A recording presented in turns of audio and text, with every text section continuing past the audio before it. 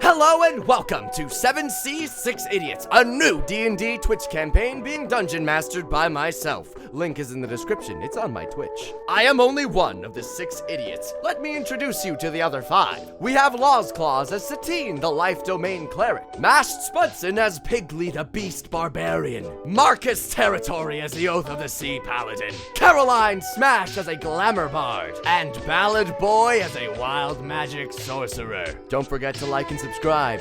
Please enjoy. Hello, everybody. Am I still in mono or am I in stereo? Stereo. Stereo!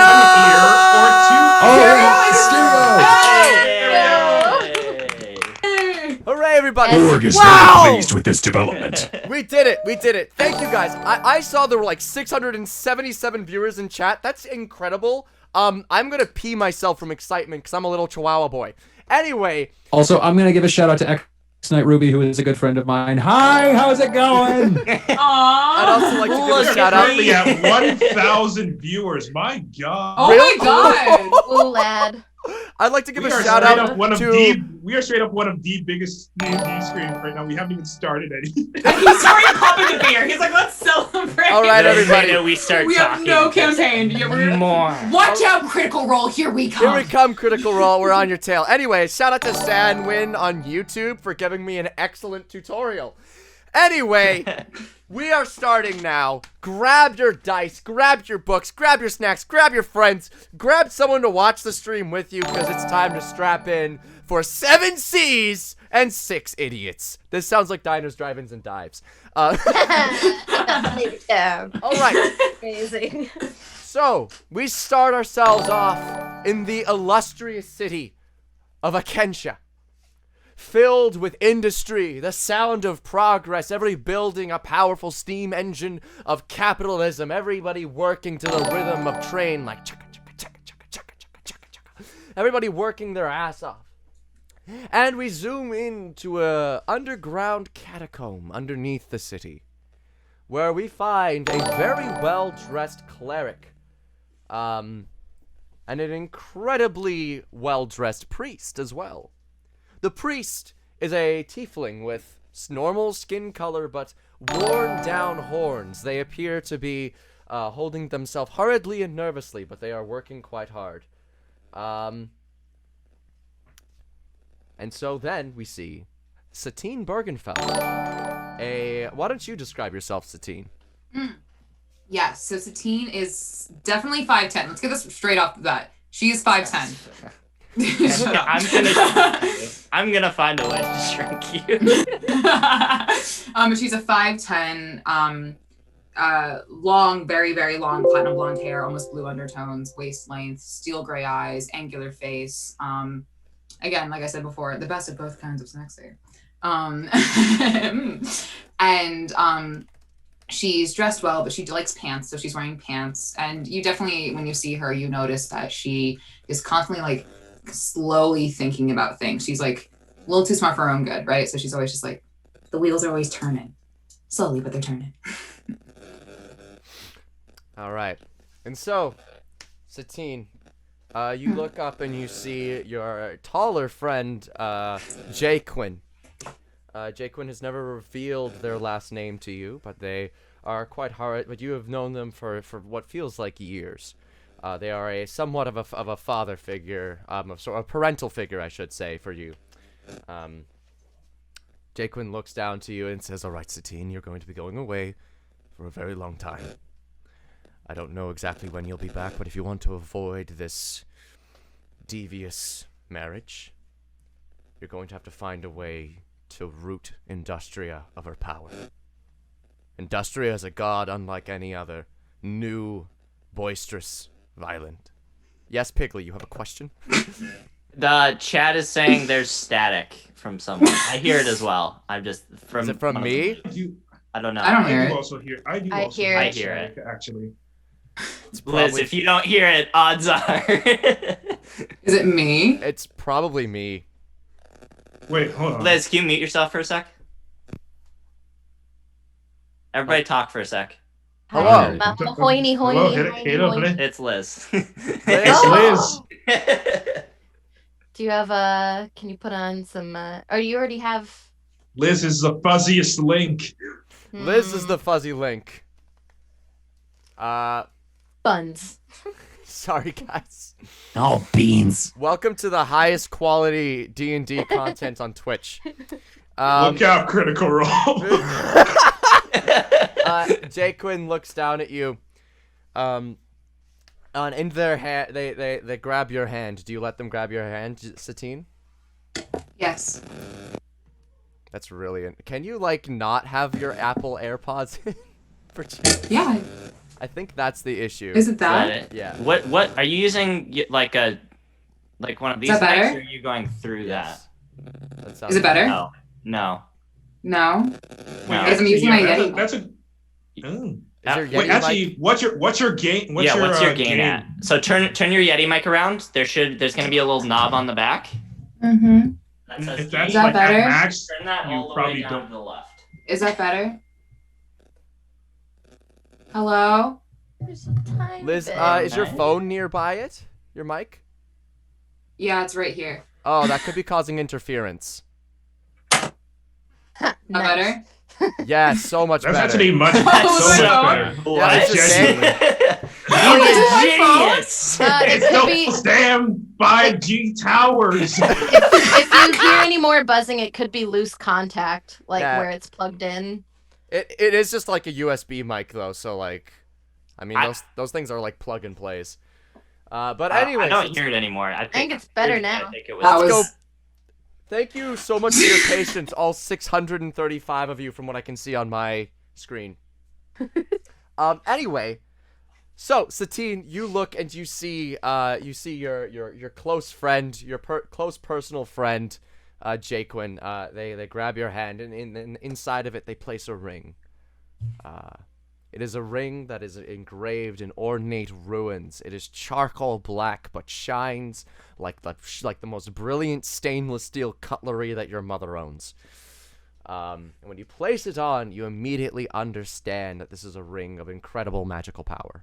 It is capable of casting the spell in large reduce once per day and recharges at dawn. Jaquin looks at you and says, Satine, I deeply hope that this ring will come of use in your adventure. We may not see each other for a very long time. I'm gonna have to go now. I've got more business to attend to. Take care. And they give you a big hug. Give him a hug back. And then Jaquin rushes back down the other side of the catacombs, and you have the long walk ahead of you. Do you continue? Yes. All right. You walk through these catacombs and you come out into the bright city.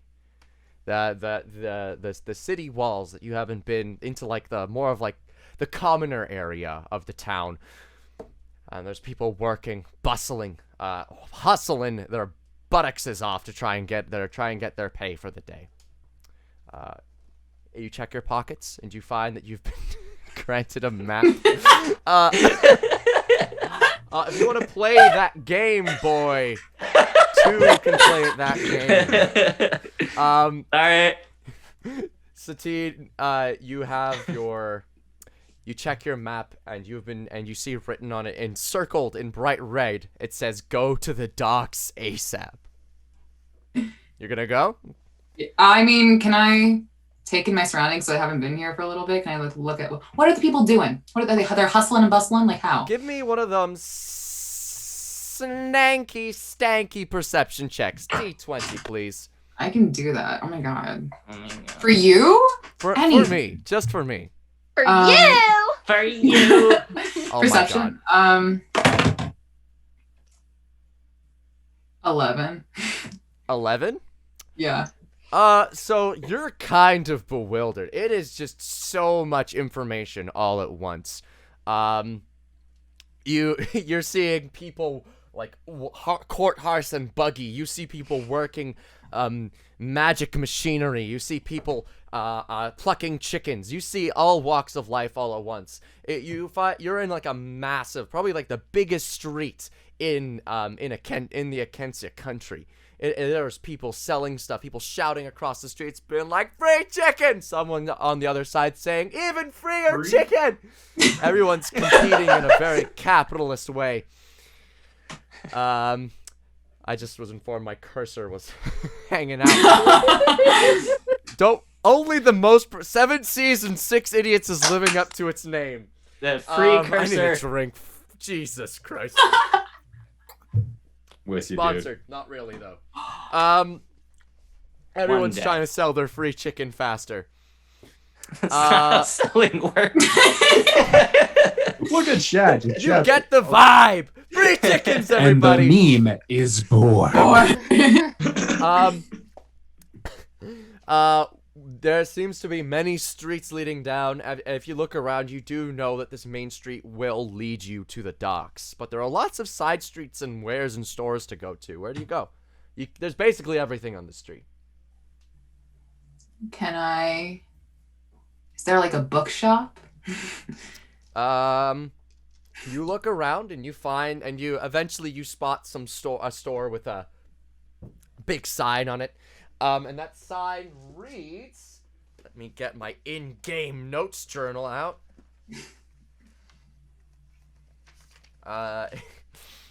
It reads Chicken Scratch. The bookstore. It reads what? Chicken Scratch, the bookstore. Oh. Chicken Scratch. They sell free scratches. They sell free books. Free books and even freer books. I don't understand this economy. So confused. So, what do you do, Liz? Can I walk in? Yes, you may. Okay. I just want to look for like a book on ships. I'm like, going on a ship? I need a book on like how to operate a ship. Okay. So you make your way inside the store. There is a very old woman working the counter. Very old human woman. She's got a hunched back. Hello there, dearie. What can I do you for? I was. Hello. I was wondering if you had a book on not a boat, but a big ship, and how to. Big Do you ship? mind not blowing that in my face? Oh, thank you. What do you mean by a big ship? What are you dealing with? Do you have any idea, or do you need a general understanding? I need just a general understanding. I'm having. Okay. So she gets up from her desk. She is about 4'2", and she walks with a cane over to a ship section. To a section on vehicles and whatnot. And she goes, Right here are all the different types of ships you might go on. and then she pulls out a small book and she says, This is sea work for dummies. This will cost you 2 copper pieces. Okay, cool. Can I hand her 2 copper pieces? "Yes, you may." All right, and I hand her 2 copper pieces and I say thank you. Thank you. Have a good day, missus. She slaps down the coins. Cool. And back in her desk. And now you have sea work for dummies. Heck yeah! All right, and so I'm gonna walk outside. Actually, there's one more place. Is there like a equivalent of like a cosmetics store? A cosmetics store. Yeah. So you go outside, and you see a store labeled an aesthetician. Ye old Sephora, as Kong says in chat.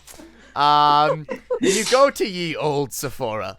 And it is an exquisite shop filled with tons of alchemical potions. It's a little bit of a mix of a potion store and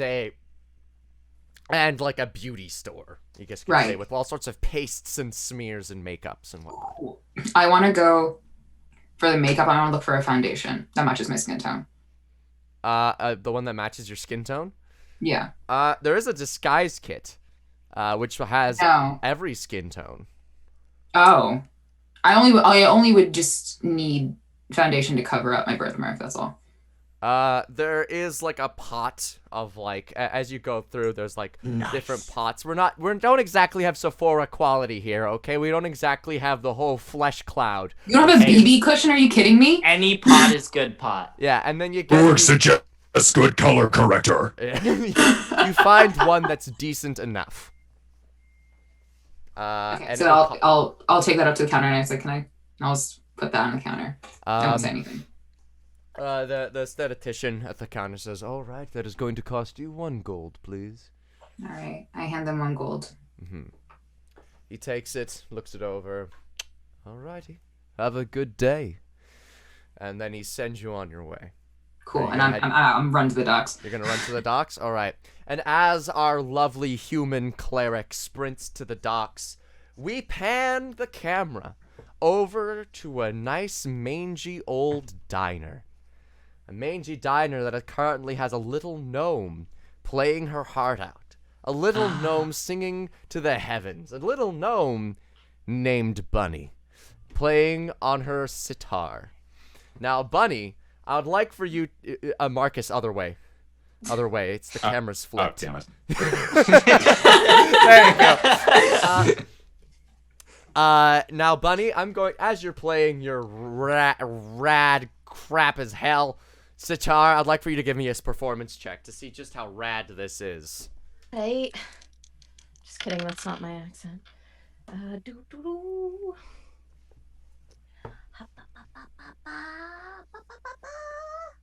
Ooh, 17. 17. And Bunny, Yeah. you are a little quiet, if there's any way to turn your volume. 17. Delightful.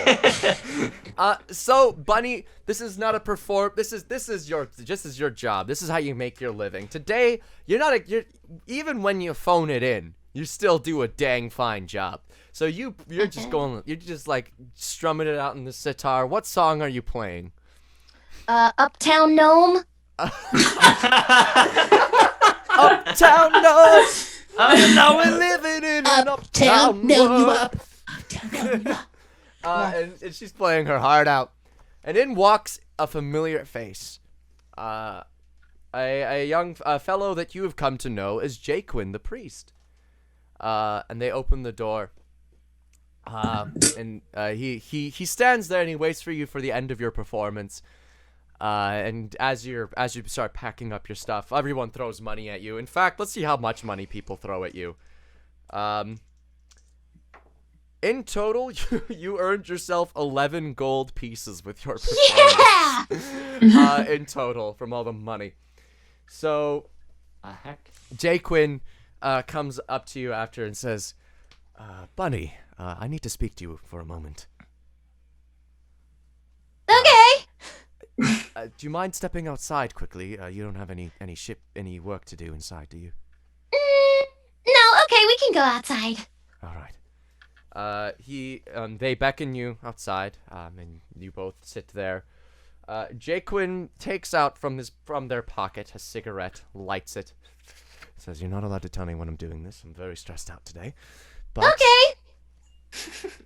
Bunny, I've recently received a message. From your brother. My brother? Oh, which one? I believe he went by Wolf. Okay. And? He's in great danger. Oh. Okay. Can I help? Did he give any directions or a request? He told me that, he's on an island that is filled with danger, excitement, and death. And he says that the natural order of this island is being disrupted by strange, unknown magic. And he has asked for help from all of your siblings, but he really hoped that you would be the one to help him out. Okay, I'll go. Oh, okay. I thought that would be more convincing. Yeah. Here's the letter. There's a boat leaving the dock in 40 minutes. Find the Lady Shawshank. It is Lady captained Shawshank? by a Dorg Seaswill and a Finnegan Fulbraith. Tell them that I sent you, and they should let you on. All right. Thanks for letting me know. And Bunny, are you just gonna leave? Yeah. Okay, so you just run. You had another performance to do that night, but the guy who employs you, goes, "Hey, Bunny, where you going?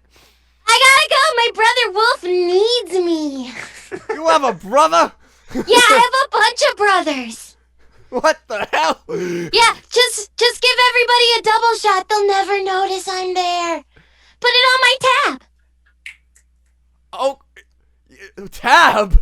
Yeah, okay, bye. And everyone was more confused than they were before. Nothing was explained. And so you are on your way.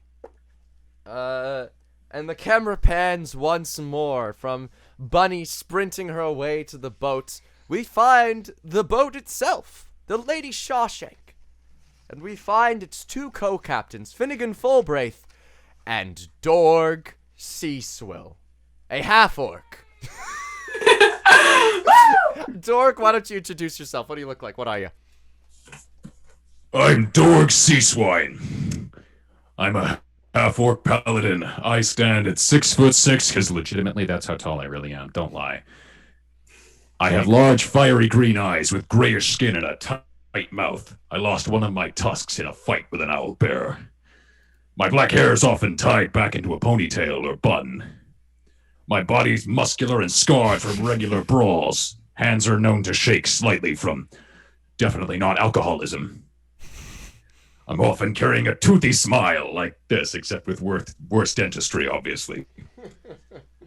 With gesturing with big, fulsome movements and a deep and gravelly and not at all attractive voice. This is my ship, the Lady Shawshank, that I reluctantly captain half of as Industria's, what's my title again? Commander of Aquatic Foreign Affairs and Capital Acquisition. AKA a legal pirate. Definitely legal pirate. Because remember, if it's legal, it's okay. A legal pirate. And so, why does this sound like a bad Wattpad fanfic? Because that's what Dungeons and Dragons is, Rosewing. What do you think? You think Bad? what do you think happens at Dungeons and Dragons? It's just Wattpad, but with dice.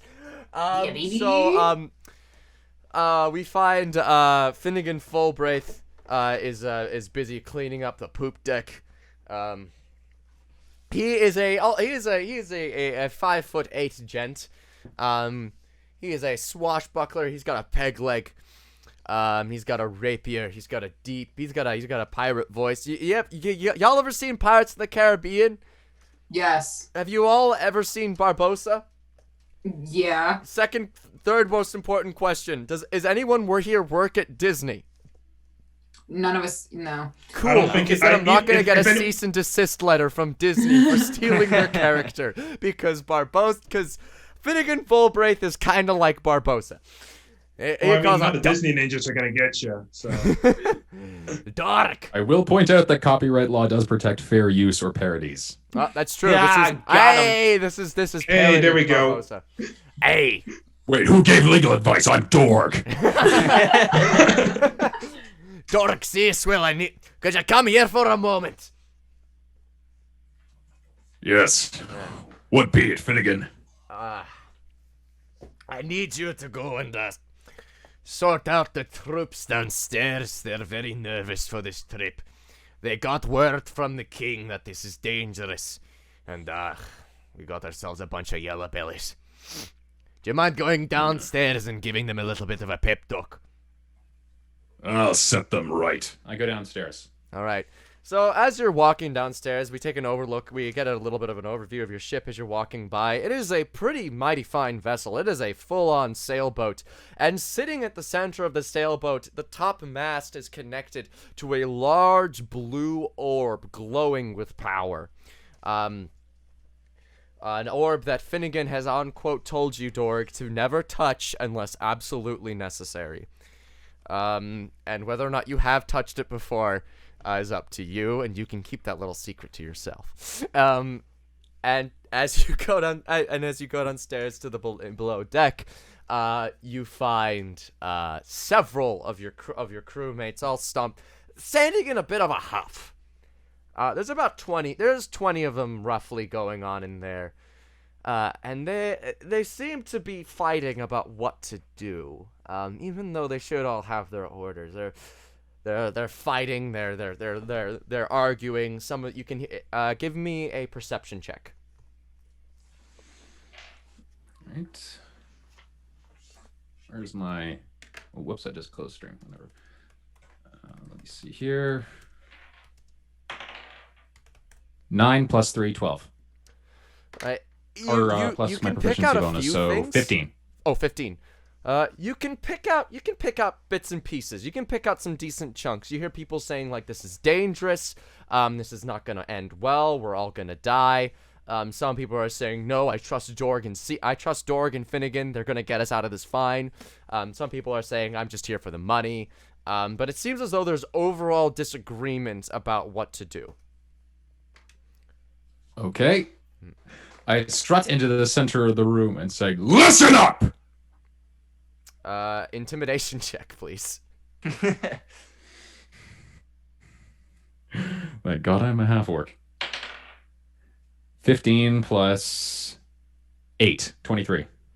Okay, so all at once, the entire room just goes like... and you can watch as their butt cheeks clench together, as they did not notice your entrance. And all of them quickly turn around and like, just like awkwardly like, hey! You appointed me as your captain, all of you. You knew what you signed up for, and you know why you're here. Because we all have a deep and profound love of booty. Don't laugh. What was that? Did I hear a laugh? Let's see how many. Not all of them laugh all at once. I rolled a 20 on reaction, and they all laugh at booty. I laugh with them. I have not led you astray once yet in my tenure as your captain, and I don't intend to start now. But if any man or woman or indeterminate decide that they do not wish to be here and value their lives more than a good deal of booty, they can leave my ship now. For the rest of you, with a suitable spine, stay here and I'll lead you to glory. Persuasion check with advantage, because that was a good speech. Thank you. Good job. Really good speech. Ooh, 18 and 13. So 18 plus 8, 26. Okay. So all of them quickly just like they look at each other and they go. One of the more bulky members of the crew goes, all right. What would you like us to do first, Dork? And you go through your list of things that you know that you need to do to get a boat. One of which is clean the poop deck. And you can either send them to clean somebody get me a beer. One of them quickly rushes off to the bar. There are a few tasks that have to be done before you can take off. There's clean the poop deck, reload the guns, and clean the label of the Lady Shawshank. You can send them off. Okay, do I have to do any of those, or is the crew gonna do it all? You can send them off to do 2 tasks. You're gonna have to do one of them. Okay, I will clean the cannons. All right, you're gonna reload all the cannons. So the other ones go and swab Reload the poop cannons, deck yes. and take care of all that business. Roll a. You know, I'm just gonna say it just takes a while. It's they're heavy cannonballs. Roll it. Actually, roll an athletics check for me. Roll an athletics check. Let's see how fast you can get this done. Ooh, this is my best one. No. 2, but plus 7, and I have proficiency, so plus 10, so 12. Okay, so Wait a minute. That math don't add up. Wait, yeah, actually. Wait, what? Wait, do that math wait. again, Marcus? 14? So it's plus your strength. It's your strength mod plus your proficiency. Oh, okay, my mistake. Then just +7. Okay, I was like, you're a level 9. 5. That don't unless you've done some crazy stuff. Oh no, you know broke what? the game. You know what it is? D&D Beyond automatically calculates my proficiency. Oh, okay. Yeah. Okay. D&D So that's it. It's just +7. So So a D&D 9. Beyond, our sponsor for this. We are not sponsored by D&D Beyond. Ballad, you're gonna get me in trouble. some indeterminate website. So Crazy. it takes you a little bit to like load the cannons. You drop a few of them on your toes. Take a point of bludgeoning damage from me, please. But but you do get them loaded. Ballad Boi. We pan the camera not over the city, but over out to the middle of the ocean, far out, several hundred kilometers out to the middle of the ocean. We find a very well-dressed gentleman, with wearing a blue tuxedo, a red plume in his hat, and a blue hummingbird resting on his shoulder, in the middle of a very poorly put together dinghy. It seems to have sprung a bunch of leaks that have been patched up by some hasty ice spells. And here we find our friend Helmsworth Free, adrift in the ocean. I will say that at this moment, I've been out at sea for a few weeks. My food it's come to the point where I'm on my last legs when it comes to food. So Helmsworth, he's sitting, he's got like a little cup of nectar for his bird to drink in his right hand, and he's got the cucumbers on his eyes, and he's just like, well, Tiki, I think this might be the end.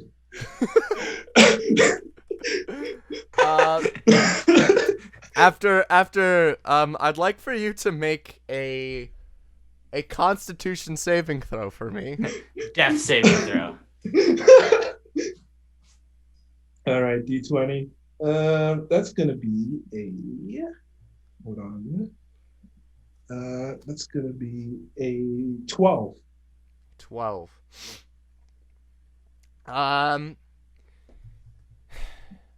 You're going a little insane. He's like, remember when he's just talking about random things, like, remember those mermaids we passed a few kilometers back? Remember that So time beautiful. that I definitely fought off a dragon? That was so cool. Oh man, boy. and that Hydra, it was a close call, but we managed to get through this alive, didn't we? You've been it's safe to say that you've been out here for a long time. And you're in the middle of a doldrum in the sea. The water is perfectly still. Oh no, don't worry. With my shape water, I'm slowly puttering my way. You're slowly other than the wake of your boat behind you, everything around you is still. It is so still that you can actually see into the water so well that you might want to make a perception check. Oh, okay. Perception. Let's see what we got here. Wow, that's a classic. That's going to be the classic Ballad 1. So that's going to be a 6. So I'm just chilling. I'm kind of giving up. I'm just like, so Tiki, your eyes are I'm completely grateful covered by the cucumbers, completely covered, and you're just like, I don't care. I just hope I bump into something and someone finds me or I die. And so with that, with our poor Helmsworth puttering out over the ocean, we pan the camera again to a little gnome boy who does not look at all like a gnome.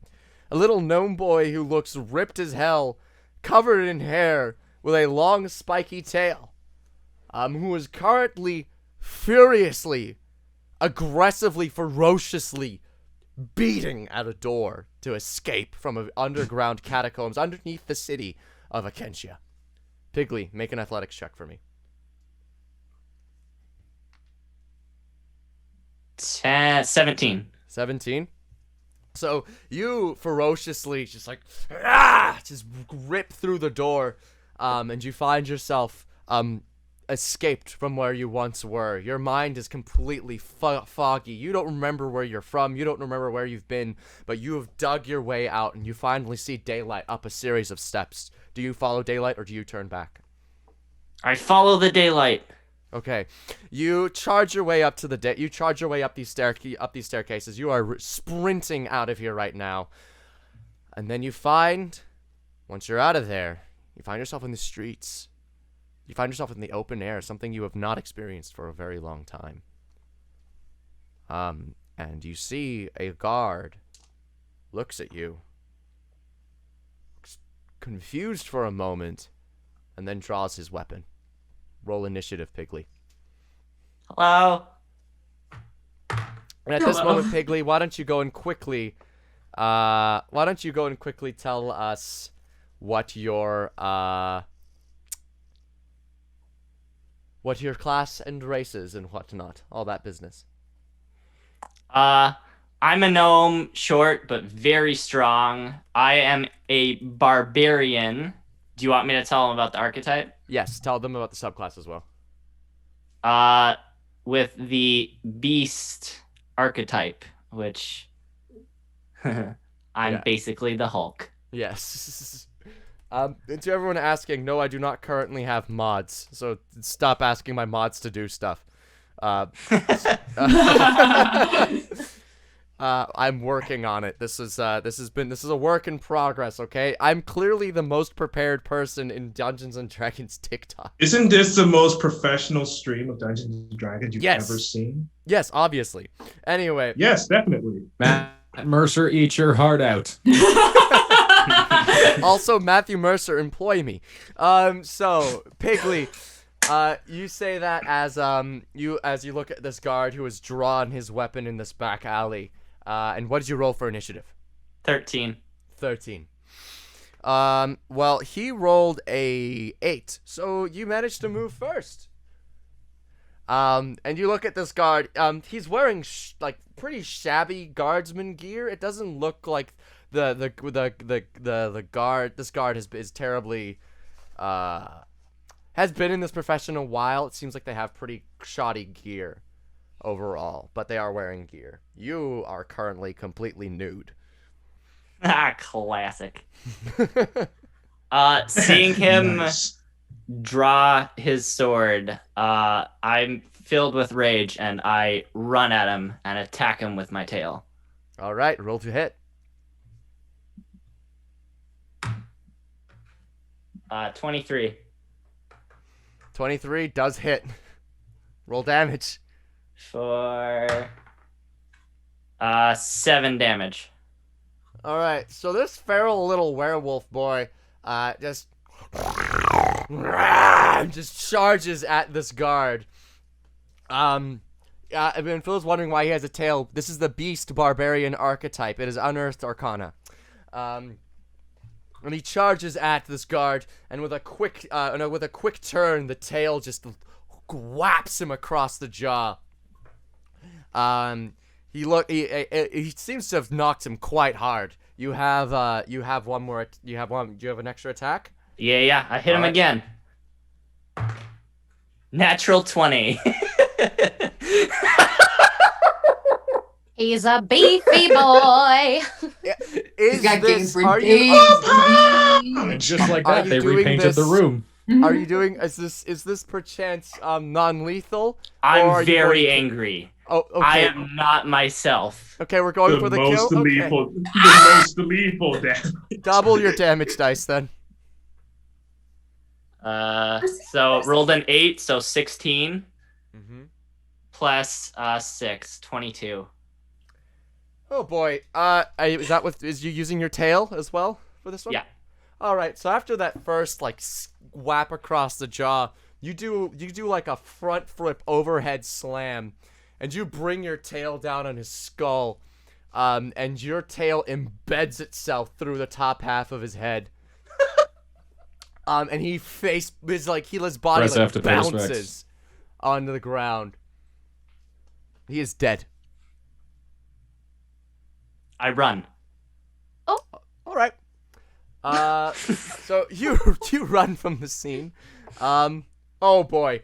Upon hearing that massive that crack of a skull being split by a bone tail, a bunch of guards charge into the scene. You're gonna need to roll stealth to avoid being seen.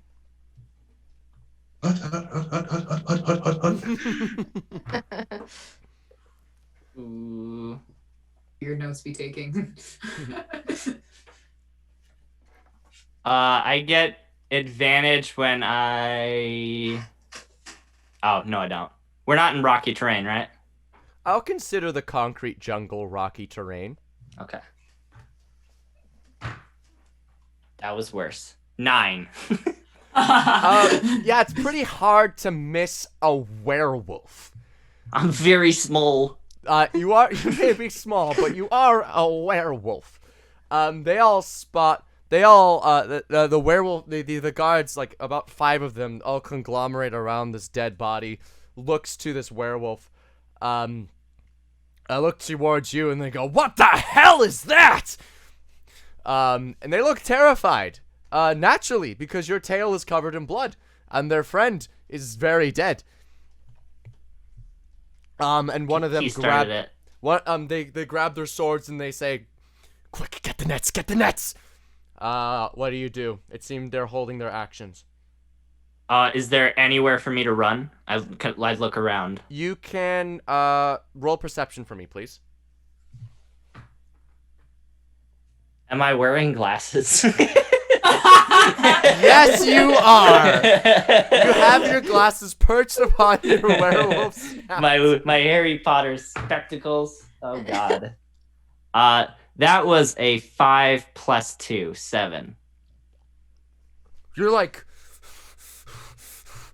full on like wait a minute.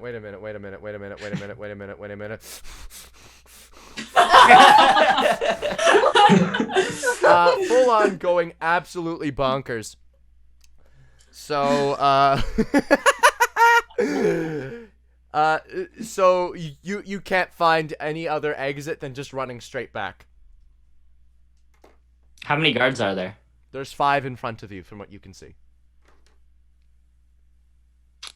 I run back. Okay. You sprint back. And as you sprint back, let's just see something.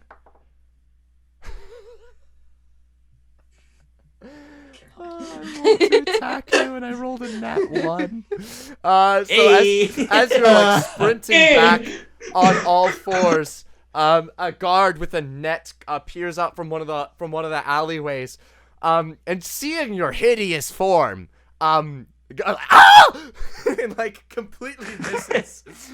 Throws, just like chucks the net and it like rattles against the wall, and all the guards are like, "Billy, compose yourself." He's like, "I'm scared." Billy. And you keep running. And so the guards keep running after you, and you keep running, and eventually you manage. Could you roll stealth for me again? At advantage this time. 14. All right, you manage to eventually lose them in the streets, and soon your werewolf-like features dwindle, and you are just a scared, buff gnome man, without any clothes. I'm naked. And you are in the middle of the streets, the busy streets. What do I look around? What do I see? Being naked doesn't really occur to me. You look around, you see tons of people. You see like carts and buggies and people at work.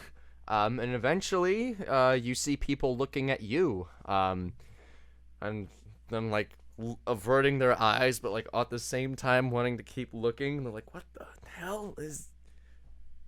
Ugh. I want to go up to the nearest person I can see. God. The nearest person is just is a blacksmith grinding out an axe. And you walk up to him. What do you say? He doesn't notice you. Hattie, my name's Piggly. Oi, hey! What is... Where are your trousers, Pigly? Oh, I don't know. I don't remember. I used to have some. Apparently, I do. Do you have some? I am wearing my trousers. Can I have them? No, then I would not have trousers. Well, then it seems we've come into a predicament. Would you like to purchase trousers? Are they free? The blacksmith quickly realizes that he just asked a naked man without belongings if he wished to buy something. Does he have one of the free or the freer pants? The blacksmith looks you up and down and goes, "Are you lost? Are you small child? Are you lost?" Yes. Have you seen my friend? You have friend. Her name's Popley. She's very nice. She's my best friend. Do you know her? No, I do not know her. Oh, you should get to know her. She's really nice. Oh, I need pants, and I'd like to wander into wherever like is behind him, kind of like into his warehouse. He like tries to stop. You like walk into the store, like ding ding ding as you open the door. He's like, oh Jesus Christ! He quickly turns down his smithy, and he walks in with you, and he goes, customers, do not look. We have lost child. I'm grabbing him clothes. But please, if anyone is lost child, I have found your child. Hello. Have you seen my friend? It's Pigley. We'll get this dealt with later. Well, maybe they know her. Also, if you guys have pants, I could use some. Pigley, I'm getting you pants. You getting me pants? Yes, I'm getting you pants. And he goes into the back, and all he has, he looks up at what he has, and he's like, all I have is these clothes and armor. I've got these nice clothing. What would you like? Here, this should fit. He hands it to you to put on. What is it? It's like a weird mix of. It's like, you know what is it just a kilt is? and it's no like, shirt? It's like, it's very heavy pants that do not fit. They are very long. They do not fit your waist either because they're also very wide. But he does hand you a belt and you cinch it up and it eventually tightens to fit your waist at least. Okay. I'm gonna fold the pants up as far as I can. All right. So they fit more properly. You fold them up a bit and it doesn't look great, but you know what? It's pants. It definitely is pants.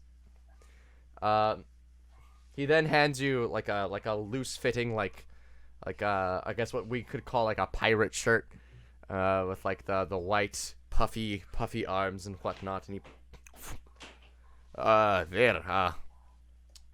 do you know where to go to find your friend or your family, child? I don't know where I am. Do you know my dad's? Dads? I have 3. How many do you? I have 3 dads. Their names are Pit, Pot, and Parent. Parent is kind of ironic because he's also my dad, but that's just how the world goes. Found his true calling. Motion to give Spud the Pulitzer Prize for that line. Someone clip that. He looks at you.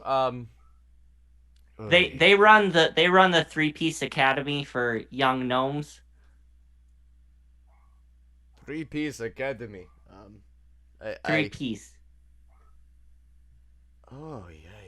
I have no idea what you're talking about. You don't seem Jack. like you know. How about here? Come with me. Let's go to the docks. Okay. Let's see if we can find your family there. Maybe you got lost, wandered off after your parents arrived in country. It's highly possible. I don't remember. I often wander off. That's what I have Popley for. Okay. That's my friend. Okay.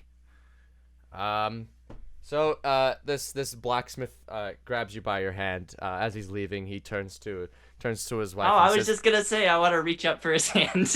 yeah, you guys walk. You grab. He turns to his wife, who's manning the desk, and says, "Oh, I'll be back later in the evening. I need to take child to dock. I'll be back soon." And you make your way to the docks. And so, after all of this, a bunch of our party has come together. Satine has finally made it to the docks. At the same time, Bunny arrives with Jaquin. And at the same time, Piggly has found his way to the docks. And Dorg is manning the boat to the Lady Shawshank. Jaquin steps out of line with Bunny and greets you, Satine, and says, you've made it, thank you. Gives you a hug once again. Hug back. And he looks around and he sees Piggly and he goes, "Who are you?" Howdy, my name's Piggly, because when my dad saw me, they're like, oh, he's pink and ugly. Oh, wow. Jacob puts his hand on his mouth. Jesus Christ. So, this is a Comedy Central self-roast. He goes, well. That's okay, though. I like pigs. They go, well, you weren't supposed to be here yet, but that's okay. You can come now. Was I always supposed to be here? Yes, you were. Who are you? My name is Jaquin. I am head priest of Industria. I see you have found the local blacksmith, Igvar. Yeah, he's nice. He doesn't know my friend, though. So, honestly... You have a friend? I have a friend. Do you know her? What's your friend's name? Popley. Popley. Also a gnome. Taller than me, though. So she thinks she's taller than she actually is. Of course. Okay.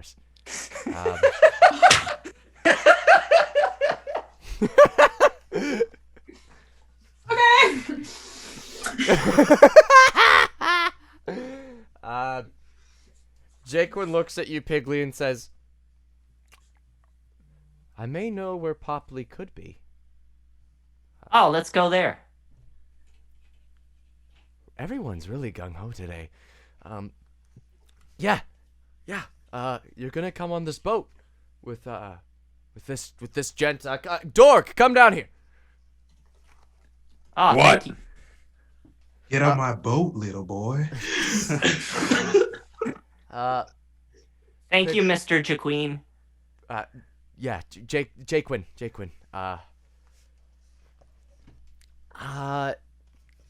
Dork, this is Piggly. Piggly is going to be part of your crew. All right? Hello. Well, come with me, tiny ugly man. I'm a gnome. I'm a gnome. My Tiny name's ugly Piggly. gnome. Okay. Piggly. I'm Captain Dorg Seaswine. Seaswill. Sea swine. I've had That was a very thorough beer. Oh, I like beer. Can I have some? That's a good ugly gnome. Get this one a beer. One of the crewmen tosses a beer. Piggly, roll athletics to catch it. 26.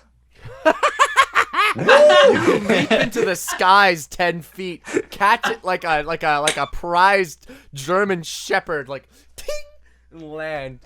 I'd like to down it. Upon reaching the ground, you just like hit it off of your knee. The top pops off, and you just and slam it on the ground. It shatters into 1,000 pieces. This confirms that Piggly is in fact a cryptid, full uncryptid. I like this one. I like you too. Let's be friends. Jaquin Jaquin turns to Finnegan and whispers something in his ear. And then goes, Dork as well. This is Satine Bergenfeld. She will also be part of your crew. Hello. Very well, Captain Dorg Ceasewell. I held What up do you Ceasewine. do, Satine? What? I'm gonna hold up my hand and wait. Jaquin is gonna skirt over to you and like elbow you in the stomach, and then whisper to you, "Commoner, remember." Listen, look, and maybe you're like a.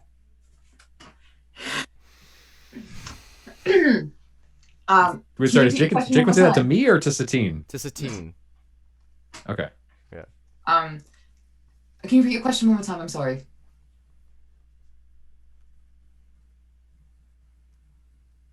Dork. She What's she the question? she asked to repeat the question. I didn't ask a question. Oh, right. Yes. Sorry. What do you do again? I am a cleric, so oh no, sorry. I work with the I keep on looking at Jay Quinn, like make sure I'm getting away. I'm with the burning engines. She prays a lot. Jaquin's gonna like step in front of you, Satine, and go. She is part of the Burning Engines mercenary group. She's part of their healing medic squadron. She's going to be coming with you guys to make sure that this adventure is successful. And I'm gonna peek out from Jay Quinn and be like, We need prayer and good mercenaries. You're in. I agree. That's why I'm here for you. Wonderful. Jaquin Can is you then drink? going to like. Oh, just, can I drink? Can he? Jay Quinn, he asked me if I can drink. Can you? He asked me if I could drink. That's a wild question. Would you like a drink? We could get you a drink. Yes. Drinks for everyone! Athletics check. Everybody. Oh, come on. Everybody present, including you, Bunny. Is this like that one scene on the Polar Express where it's just they're just going all 24. around? 19.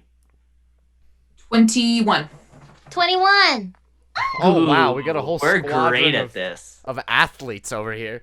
So a bunch of beers get tossed overboard to you guys. You all catch them quite deftly, and open them. Satine, you've spent many years training to look. You spent a few months training to know how to the ways of the seamen. Bunny, you've opened up more drinks than you should probably be able to. And you all have beer now. Great. Jaquin goes, yes, Dorg also this year is Bunny. She's a passenger, more or less. She's going to the islands. She has her own adventure there, but I trust she will prove a trusty crewmate as well for this quest. Passenger, how much is she paying us? I can slide you a gold piece. Yeah. She's tiny. She won't take up much space. A gold will do No, it. and I'm really good at getting drinks. Really good. Ah, he's hired. Seeing a fellow gnome, I immediately run over to check if it's my friend. Oh! Wow, you're awfully close. Your friend's No, good. don't do it. Don't do it. You did it. Ah. You're not her. Oh, sorry. That's okay. You seem nice. Do you want to be friends still? Yeah. You can't be my best friend because she's my best friend. Oh, that's okay. But we can still be good friends. I'd like to be good friends. Oh. What's your Yeah. name? My name's Bunny. Oh, like What's- like a rabbit? Yeah. What's your name? Pigly. I'm like Wow. a pig. Well, like a pig. Wow. What world? Oh my god. And so,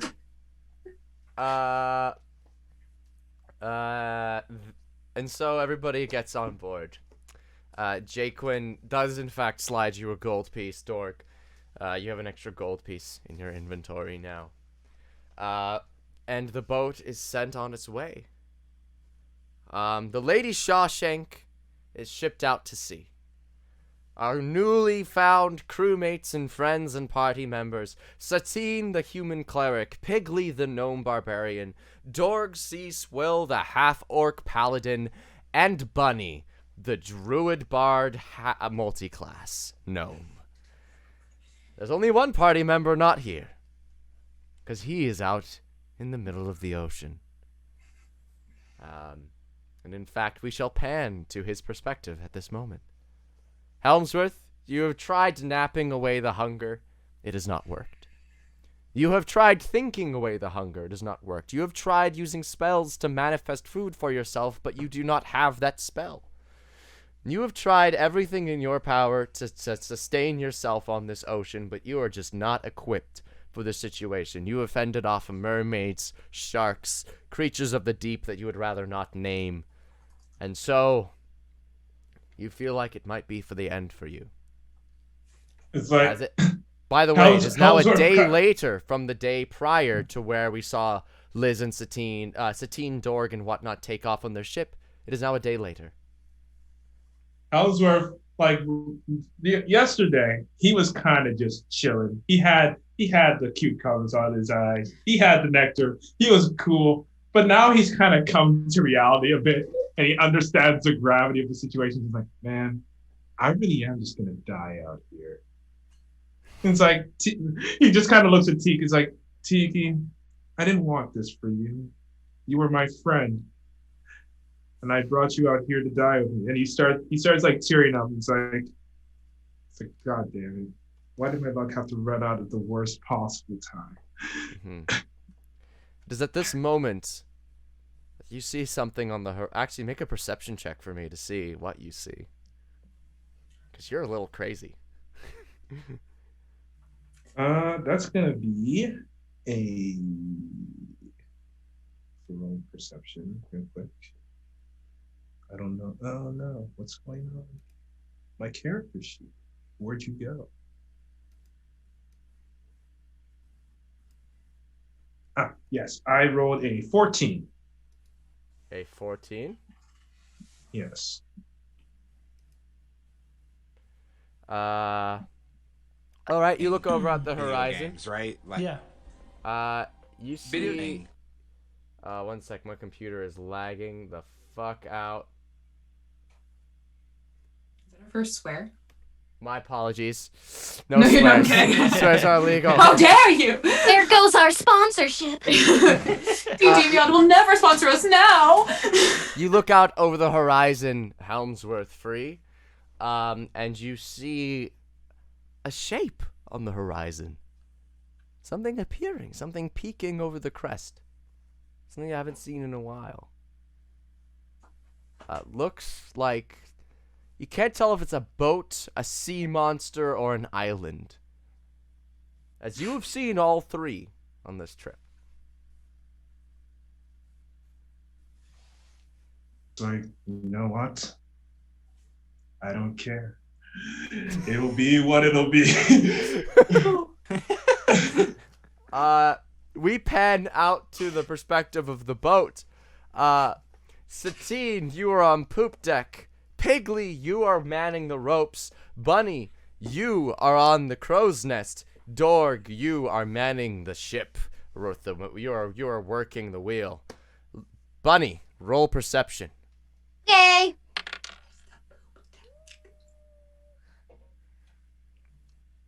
Ooh, 22. Okay. Bunny, you have your telescope out. You are taking this very seriously. This is the most serious job you've had in your life. You are getting paid a mean 1 copper piece for this entire thing. And apparently exposure, which is something you can be paid. And you look out and you see... Is it a bird? Is it a plane? No, it is a tiny dinghy. Covered in ice and with a very well-dressed gentleman in it, inside of it. And also a bird, ironically. And a very tiny bird. My goodness. Mm-hmm. They're so dapper. Mm-hmm. I guess I should tell someone, huh? Just watches it float. Just watch as I drift out to sea. Oh, all right. And Helmsworth was never seen alive. I need to go find Dorg. Are you gonna climb down the crow's nest? Yeah. Okay, so you sidle down the crow's nest, and you see Dorg. Dorg! Dorg! I saw there's a man, and there's a hummingbird, and he has the tuxedo on, and there's Frozen, the dinghy. I saw it over there. Are you sure all those words are in the right order? Mm-hmm. Close All enough. right. Dinghy off the port bow! And so, the crew all mans to get to to check out this dinghy. The boat travels a while. It travels about, it takes about a good hour and a bit to get there.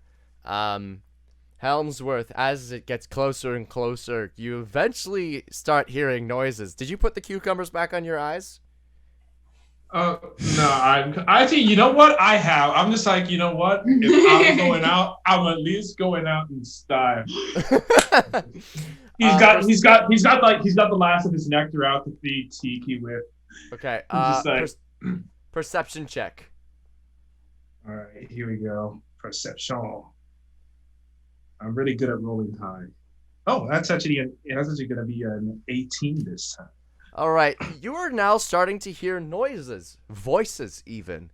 The sound of wind hitting sails, water cresting against something other than your dang dinghy. Are you going to and I'm sure that this isn't some like fantasy. You are sure this sounds real. This sounds very real to you. It's like upon hearing that, there's like Helmsworth, upon hearing the sound, he just bolts upright. It's like, aha! Suck it! Suck it! I knew it! I knew I'd be saved!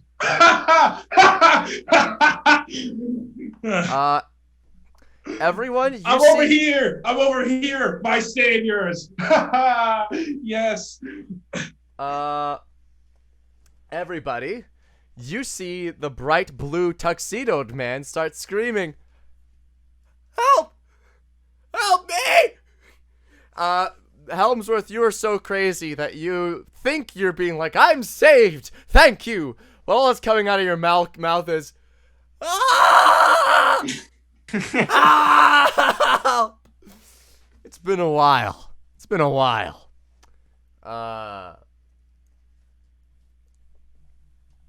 Everyone's saying I should turn my mic up or everyone else is down?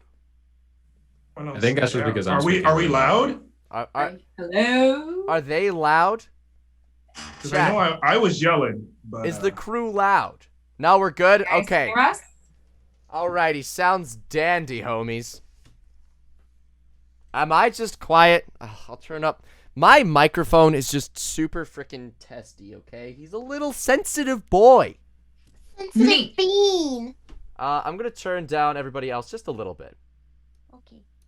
Everyone says Marcus is always loud. So I can't turn down Marcus's volume because I sometimes I wish I could, but I can't. I have turned down everyone else a little bit. Said I'm loud. Hopefully that works. Okay, I'm just gonna speak more directly into my microphone. How does that sound? Yes. So everybody else, you notice the screaming man. How do you wish to retrieve him? He is now 30 feet out from the port side of your port side stern of your boat. Can I just say, Piggly has not learned directions yet, so he ran to the other side when everyone else ran to the port side. He is now coming back to the other side. I pull the boat up alongside and tell one of my crewmen to throw him a rope. One of the crewmates? Yes. Okay. They throw out a rope. It misses because they're not very good. And it lands about 5 feet off from the side of the boat. Helmsworth. Wait, Okay. can I use my shape water to make myself a little surfboard and just kind of cruise my way over to the rope? Yeah, you can. Suits up, Helmsworth. Yeah, bro. Talk, bro.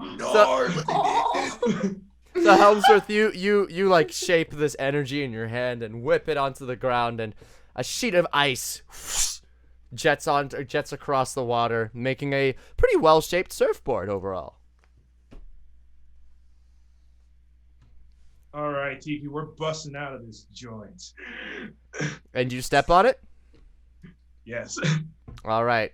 Make a dexterity saving throw for me, please. Oh boy, this will be fun.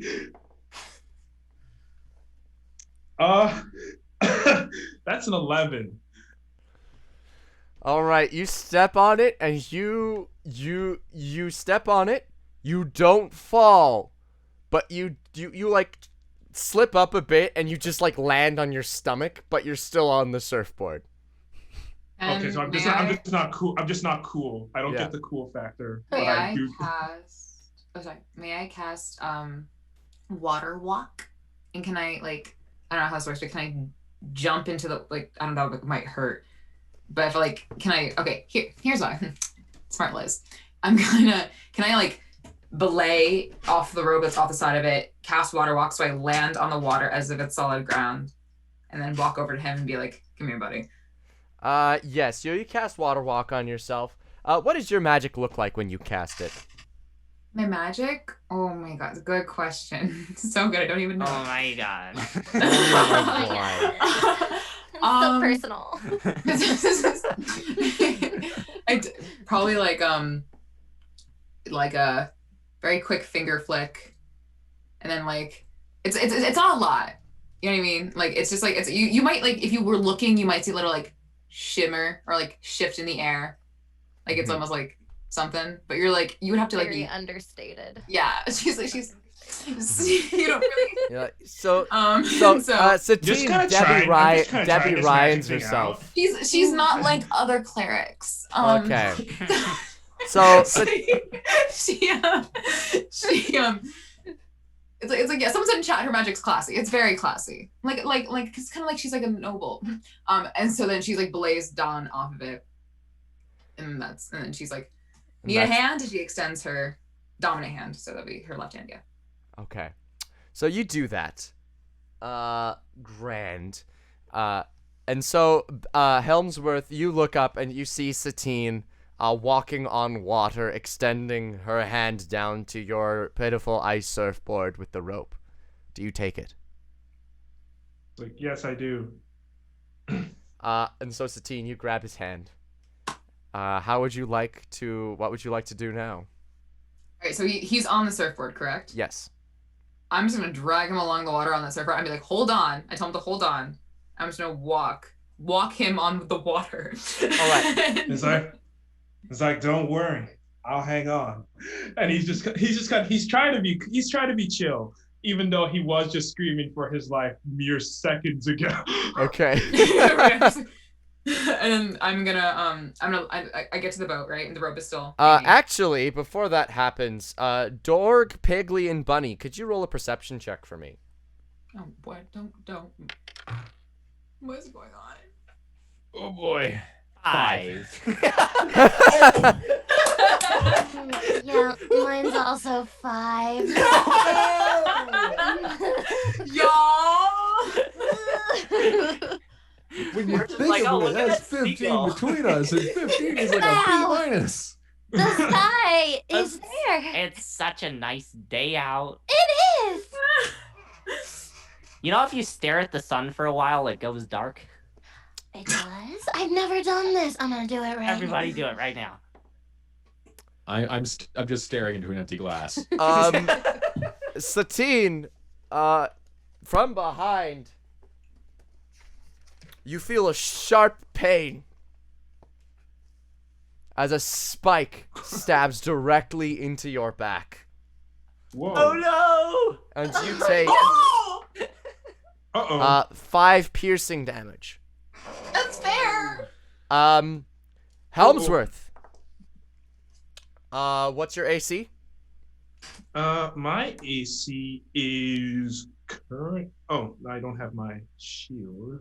I might suggest getting your stat sheets, everyone. We've only been doing this for an hour. 12. 12. Okay. Yeah, you feel a sharp bite, teeth sinking into your ankles, and you take 7 piercing damage. And as you look around to see what just happened to you, you see a strange creature. It looks like a man that with the head of a barracuda and the tail of a fish. It has a human torso, and on its right arm is a large bone spike and a large pauldron shield made out of shells. How hot is he, though? How hot is he? He's pretty built overall, you know? Like, I'm not quite naked chimpanzee built, but like pretty built, you know? Helmsworth gives him those, like, you know what? I respect the hustle. I respect it. He says, it's like, but you gotta die now. Everybody, roll initiative. I cannot. Oh boy. Oh god. Oh boy. Oh. I did like a 14. 21. All right, everyone, if you all scream your numbers at me, this will not work. 1, 2, 3. Go fast. Okay, one at a time. You have to okay. ask then. From Helmsworth, what'd you get? I got a 14. 14. Okay. Satine. 10. 10. Okay. Bunny, what'd you get? 17. All right. Piggly, what'd you get? 21. 21. Okay. Dorg, what'd you get? Door got a 6. And a 6. He's still looking at his I'm empty proud of glass. it. Okay. It's a very nice glass. Oh my God. Yet somehow sad. I stole this off a pirate in Equestria. Oh my god, I just said Equestria. Are you? Did you? What? I'm out. I'm out. By accident. This has been God, that wasn't 76 inches. You will hear from lawyers, lots of them. Who got the 17 again? Me. Bunny, right. Me. I'm just writing out initiative. Low-key embarrassed by that. And chat. No, I swear to God, I'm not a brony. But, you know. It's too late. Yeah. It's too late. Could you name all of them right now? Can you walk Dorg in will that? remind chat that he knows the elements of a defamation case. Very true. Alrighty. So the order for combat is. Wait, Helmsworth, I didn't write you down. 14. Right. Okay. The order for combat is Piggly, Fish Thing, Bunny, Helmsworth, something else, Satine, something else, Dorg.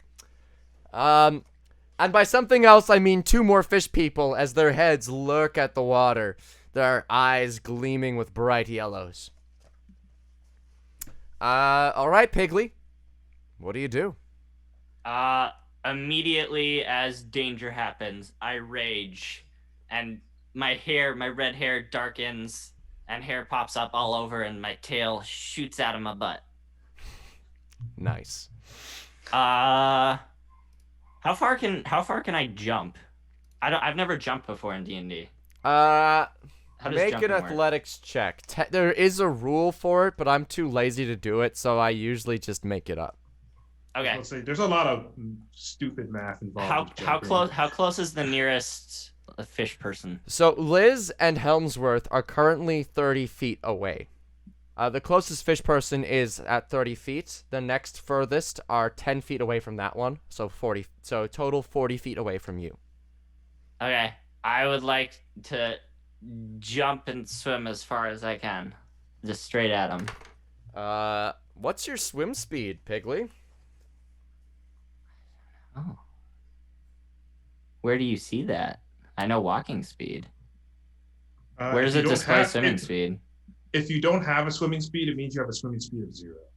You cannot. That's what it means. No. I mean, No. I think. There is a Wait, rule. actually, wait. No, No, that wait, can't no, no. work. Wait, Everyone wait, can wait, swim. wait, no, Hey, wait, wait, wait, everybody, wait, everybody, who's the dungeon master? Shut up. Feet out. Anyway,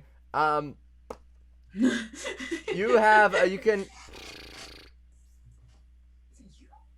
it me? So, Is what's it your armor right now?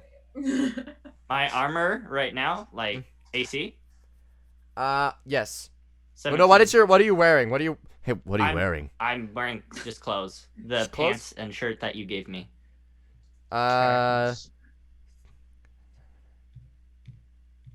Okay, so you jump into the water. Make an acrobatics check for me. Natural 20 plus 6. Alrighty, so you managed to stay above water. You can move 20 feet this round. I do that. Alright, so you move 20 feet toward them. I'm fish assuming person. can you use dash while swimming? I'm gonna say no. Okay. Okay. You still managed to make your way to the fish you're now 10 feet away from the fish person. Oh, Satine. so I can hit with my tail. I 'Cause guess have you 10 can. foot reach. Yeah. Big tail. I'm gonna attack him with my tail. Alright. Make an attack roll, please. Ooh, that's not good. 10 to hit. 10? Yep. Yeah, so you are strangely this water you have not considering you did not have pants until like a day ago. Water is even more foreign.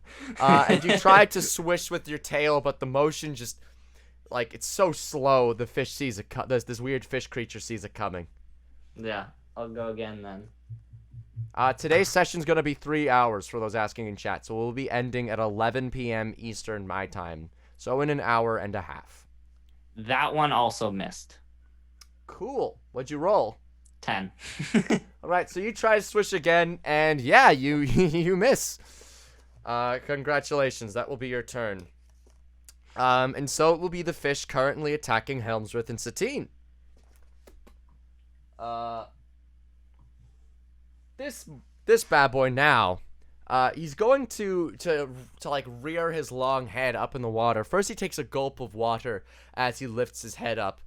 You see him flash out the gills on the side of his head, and then he spits like a blast of water at you, Satine. What is your AC? 18. 18? All right. So this blast of water shoots past your head as you just bounce it off of your shoulder, as you like skirt out of the way. And then this thing looks at you, hisses at you, and then retreats to its head just below the water once again. Bunny, your turn.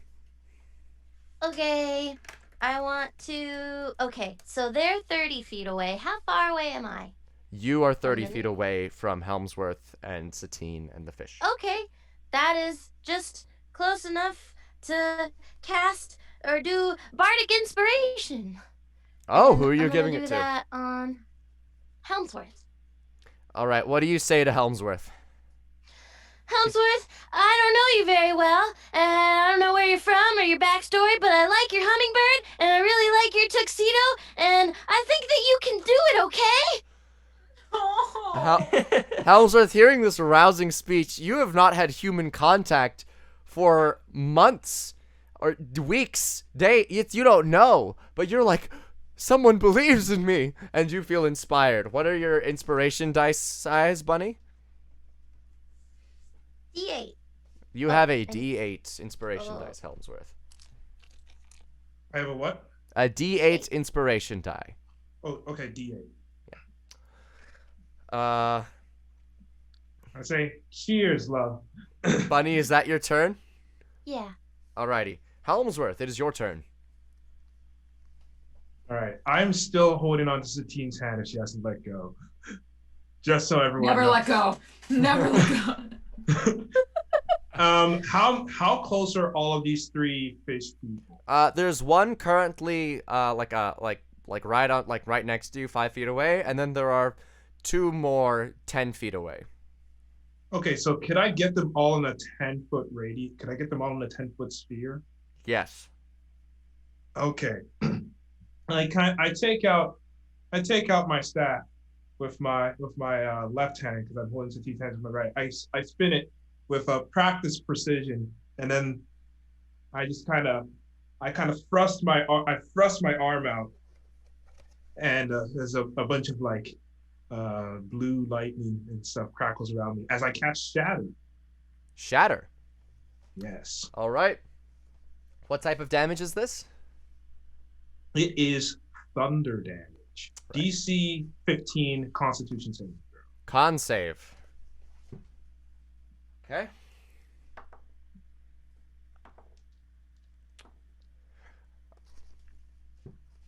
How many all of them fail. pass? Cool. They will be taking the full brunt of 3d8 thunder damage. Oh, So let me just roll those real quick. So the one closest to me will be taking 20 damage. okay. And then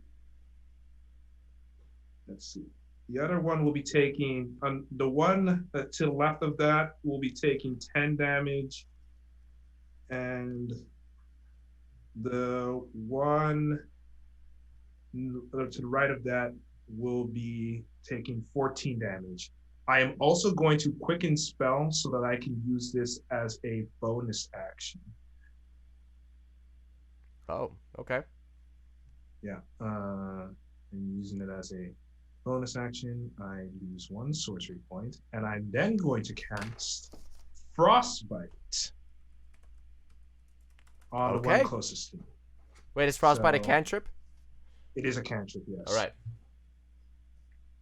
So he will have to make a Constitution saving throw.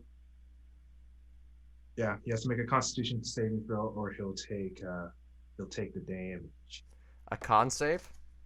Yeah. Is this the one closest to you? The other one closest to me. Okay, he fails.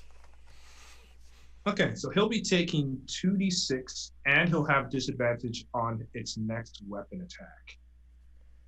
Oh boy. Roll before damage. before the end of its next turn. So that's going to be 7 damage. Okay, wow. So, in one turn, Ballad, Helmsworth takes out his staff with a practiced spin in a turn, with lightning charging around him. He whips the staff, and a little rapturous boom explodes in the water, and those on the boat see like a as water starts splashing around. The fish, as you spin your staff again, you crack the thing closest on you with the head, and ice freezes across it. And the ice actually gets right inside of it, crackling on its skull, and its head shatters into pieces. Ooh. 1 down. 2 to go. Helmsworth looks back at like everyone. He tries to get as many people within like his views. He just kind of winks at everyone, just saying like, Thank you. Need some for me, well dressed man. All right. It is now one of the fish's turn. This fish is going to duck underwater and swim right up to you, Piggly.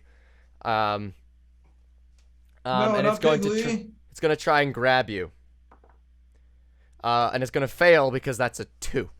So it like tries to grab you, but you are surprisingly feral, even in the water. I'm very slippery. Very slippery.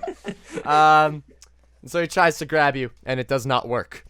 And then it is Satine's turn. Yes.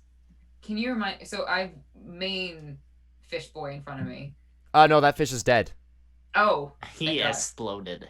exploded. Okay. So where are the other two? killed One's him. by Piggly and one is So one of them is right by Piggly, and one of them is 10 feet away. interesting. Piggly is also 10 feet away. They're on opposite sides of you. Okay. I'm gonna. Okay. Oh, I'm walking on water. I'm gonna swim. No, I can walk. I'm gonna go to the one that's 10 feet away, not by Piggly, but the one that's like solo. Mhm. And I'm gonna cast Inflict Wounds at a 2nd level. Okay. Un momento. Let's see if I'll have to see something. Okay.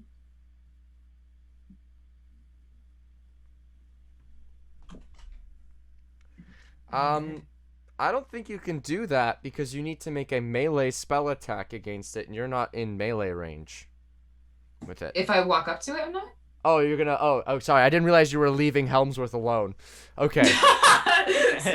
But I'll get him later. I'll get him later. Literally She last. stood. She stood me up, and I took out. I've shown that I'm good. I'm fine. He's in the middle of a bow and he just Great. drops straight into the water. All right. But no, I'm on a surfboard. Yeah, I know. Don't worry. Oh, dude. It's good for 1 hour. So, Satine, you walk over to Helms. You walk over to the fish, and you take out. How are you going to use this inflict? Roll to hit first. Let's do that. That'd be great. 17. That hits. Okay. Wow. And then, Roll damage. what do I need? I need a second level. I need 4d10. Oh baby.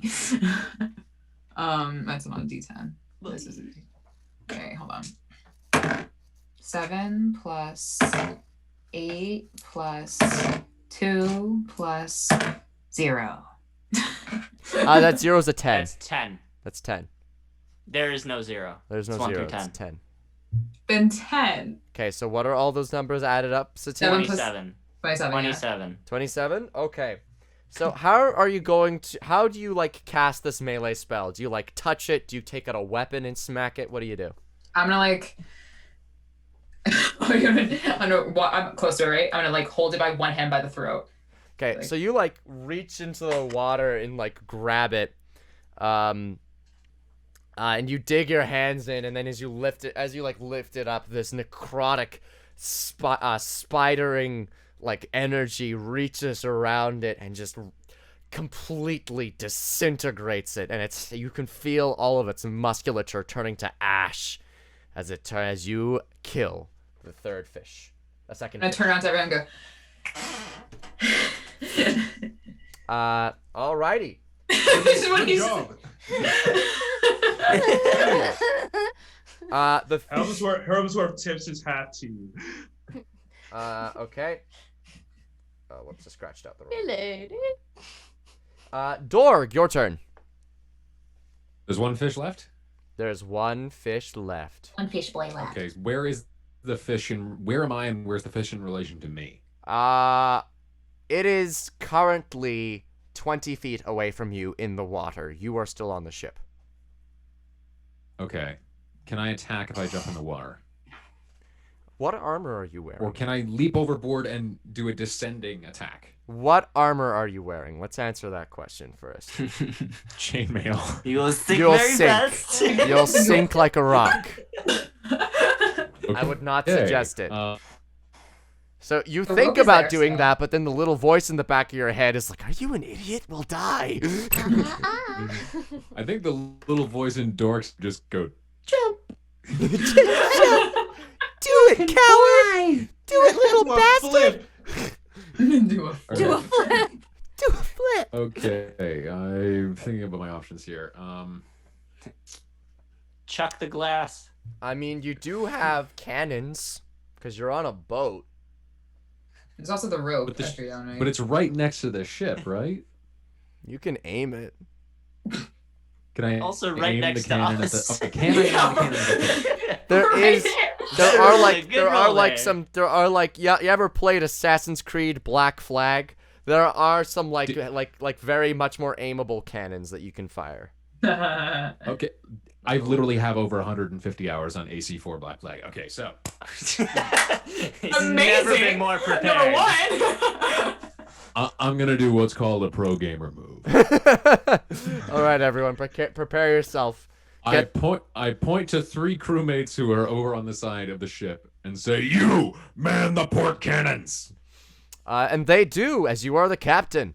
And that is your bonus action used up as these three gents go to the aiming cannons, and they go, "What are we firing at, sir?" Firing. A aim down and. Whoa, what's that? Are you putting on that voice, sir? His body was not ready. The cannons deport at a slippery little scaly thing. Oh, all right, sir. And they like aim them around. Let's see if they can hit him. Yes, they can. Yes, they can. Oh, How many one of others them were- nat 20s. So, a bunch of them try to like, I don't know how to man this, and then one of them is like, move over, you idiots! This is my job! And he aims it and he fires the cannon. And so I'm going to get to throw a bunch of pretty dice now. Ooh. U.S. trained sniper. U.S. trained sniper over here. God. 5d6 Knives are so cool. damage. This take actually no more 10d6 because he critted. I forgot. Never mind. So that'll be Fire all! fire. He does a spin as he goes in there. 60 So he fires the cannon, and Piggly, you like see your animal instincts let you know that something is about to go down. So you quickly dive underwater as this cannonball flies across the battlefield, blitzes straight through the chest, leaving a massive sucking chest wound in this fish, and it falls underwater.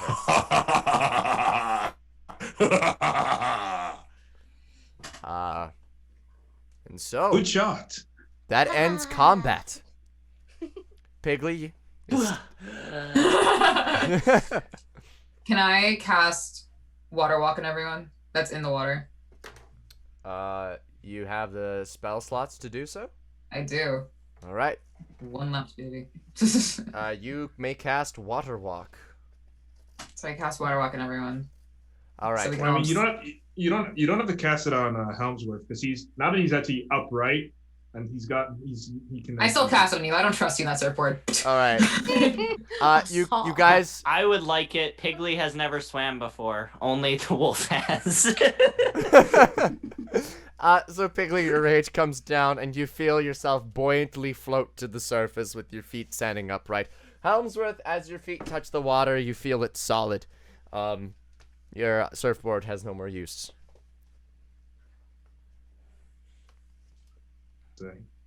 All right. What do you guys do to What get just back? happened? I mean, I'm gonna limp over, I guess, because I just got pierced, and so I'm gonna limp over and try my best to climb up the rope. All I right. don't know how else it's gonna work though. Some people come to help you up. Some people reach over and go like, come here. We'll bring you up on board.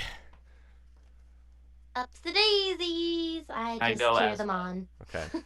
Piggly, you get hoisted on board. Helmsworth, do you get hoisted on board? Yeah, I do. Okay. Yeah. And I'm assuming Tiki's just Tiki's just flying around. She's Yeah, just around the whole time.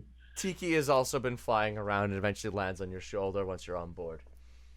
At this point, Finnegan Fulbraith comes up from below deck and goes, Aye, what was that, Dorg? I heard cannon fire. I approach Helmsworth and pull out my sword and point it at him. This one.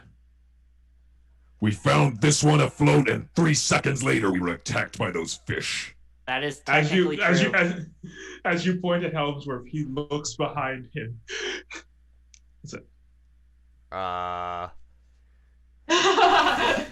Yeah, you, yeah. What is your name, Blue Tell Boy? me, Birdman, why shouldn't we throw you overboard right now? I feel like you'd have a hard time doing that, my friend. actually, no. And with a snap of Finnegan's fingers, 10 people surround you, Helmsworth. All pointing their weapons at you. He's like, So, you smart mouth Blue Boy. What exactly are you doing on me boat? We pull you aboard, and all of a sudden we are attacked by fish people. What do you know about fish people? What do I know about fish people? Roll a history check for me. Oh boy, rolling ins. Oh, Can I also roll one as well? 14. Uh, I got a 14. You Wait, go actually, for wait, it. history? Yeah. Do I have Satine, do it anything as well, No, if you want. yeah. 14. I got a 14. Okay. History. Helmsworth, you've heard about the Barracuda people. They are supposedly they're like scavengers of the sea, patrolling out near shipwrecks, trying to pick off stragglers and drag them down to the ocean. 22. 22. Satine, you also know of the Barracuda people. You have basically all the knowledge that I just gave Helmsworth. Like they're like scavengers. They patrol the oceans. Not exactly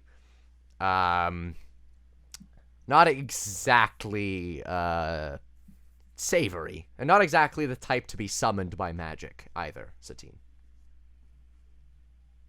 It was like with an impish wing. It's like, well, if you think that I summoned these poor fishy friends here, then I'm afraid that you are sadly mistaken.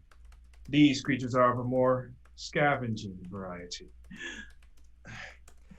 So you summoned a bunch of scavengers to eat our corpses? Hey! Oh wow. I'm gonna step in. And be like, they actually can't be summoned. Speak, Holy One. What do you know about it? They're more, like he's saying, they're more scavengers. They can't really be summoned by magic. They're more just, when they see food, they take it. And we were food. See, this one knows her stuff. How do we know you're not working with them? With who? The Barracuda people? She did get stabbed. With the fish. The fish can make alliances. I don't know if you remember, but I was stabbed first. I was also. We can like think about it for a second. I was standing there helping someone else, and I got stabbed in the back, and I might still be bleeding out. We're not sure, but I was also attacked by the fish people. If that is I was stabbed included first. I have more claim to this. Finnegan like beckons to you, Dorg, and whispers in your ear like, Look, I'm not gonna lie. I know jack about these Barracuda people. What did they look like? Big, scaly arms, teeth. Die easy. Could they speak? Not very good at whispering, just saying. Shut up. Could they speak? Quiet, Holy One. I haven't. Could they like talk, or were they just like? Did they talk? I don't remember. They were like, what? They were just. They just kind of went. They just kind of went like, pissed. you know. Yeah. No, they just did a thing with their They tongues. just went. While this exchange is going on, Helmsworth is going to use prestidigitation, just dry everyone off. Thank you. Thank you. Thanks, Blue One. But so, I'm not gonna lie, Dork. I do believe what we're dealing with is one of them here coincidences. Sorry, say again? I believe we're dealing with what the land folk usually would call a coincidence. It's when two things happen at the same time, but like they don't cause each other. And it's quite funny, but I don't think it's related. I suppose the priest did get attacked. Yeah. Fine. Also, Finnegan looks over at you, Helmsworth, and goes, were you bit, Blue One, on your leg? Like, this. And I suppose my clothing has been torn, so he's gonna cast mending just to cinch that up, get that all cleaned up. Like, this little thing. I don't think they would attack their leader. I think we've been had. So you boys done? Not quite. Very well. Thank you. Fine. I sheath my sword and turn around and look at Helmsworth. Fine, Blue One. But still, tell me why we shouldn't throw you overboard. What can you add to my ship? Perhaps we can learn his name. What is your name? You know my friend? Okay. It's like I know a great many people. Oh God. Who is this friend? Do you know your name? Her name's Popley. No. Have I ever heard of a Popley at any point in my past? One Because moment. there's a chance. There is a chance. There's a Not the technical chance. Okay, let's see. I'm gonna roll a D100. On a 100, you have heard of a Populi before. Not the Populi, but a Populi. You rolled a 58. You've never heard this strange name before. No. I'm just gonna. I've never heard of any Poplis, I'm afraid. I'm sorry. That's okay. There's a lot of people in the world. I'm just going through them one by one. A Someone will know. name? Her name's Popley. No. She's a gnome, but she's not me. Blue one, do you have a name? It's like, yes. And he doesn't flourish with his cane, and he kind of tips his hat. Helmsworth Free. What kind of last Archaeologist. name is Free? Well, he's like, well, I am a man who is free, and therefore, what am I but free? Seems like a Is that terrible your dad? economic This structure. one. I think you have to answer Dog's question now. What do you add? What did you say, Dory? What can you add to my ship, Mr. Free? A skateboard. It's a surfboard. Like, well, Sorry.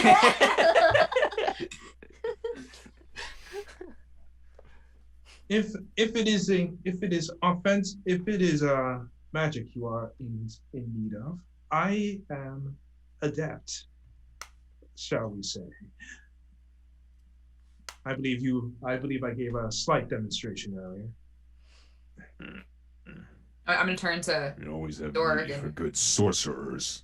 I'm gonna turn to Dorgan Fagin and be like, "You did save my life down there, technically." Also, if you are looking for something, I am very good at investigating. Can you find my friend? Okay, no. Hey, hummingbird. Fine. Then look up. All right. Welcome aboard, Mr. Free. Dork, they are part of your company. I trust you will take care of them very well. Fine. But first, we want a battle. Everyone sing a sea shanty. Can I heal? I don't know if you need to go over this again, but we were stabbed. What do you need? Would you like me to escort you to the mid bay?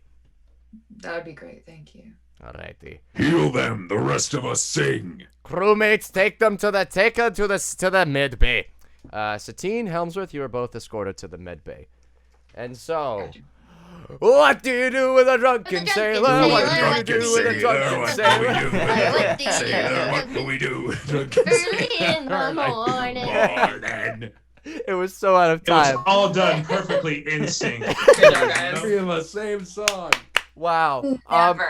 Helmsworth Free, Satine in the med bay. I'm just gonna. You receive adequate healing. You are bandaged up. You receive 2d6 healing. You both receive 10 points of healing, and Okay, will I'm back to recover full. a point of health for the next hour. Oh, I'd like to see. Until you take a long rest. So you all come back up on deck. You're all bandaged up now. It's been about an hour. Sea shanties and songs are being sung, the general sound of work. It is about midday in the afternoon, and you're all skirting along in the Lady Shawshank. Who would like to be in the crow's nest? I'd like to be in the crow's nest. All right, Helmsworth, you've been propped up in the crow's nest. You have a bird, therefore it is a fitting place. Who would like to be manning guns?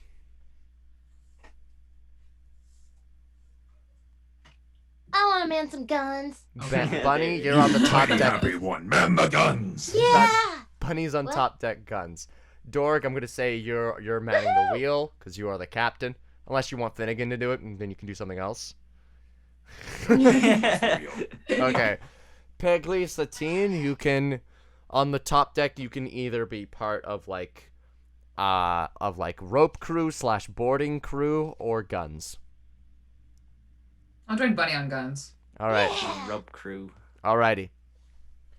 So you guys are skirting along, boating along quite nicely. Is there anybody else with me up in the crow's nest? It is just you. It's just a lonely existence. Bird. But I have Tiki though. Finnegan That's all actually I does know. like climb up there and go, Helmsworth, do you have any idea where we're headed? And what we're looking for? Well, seeing as I was adrift in the middle of the sea, I can't say I can do.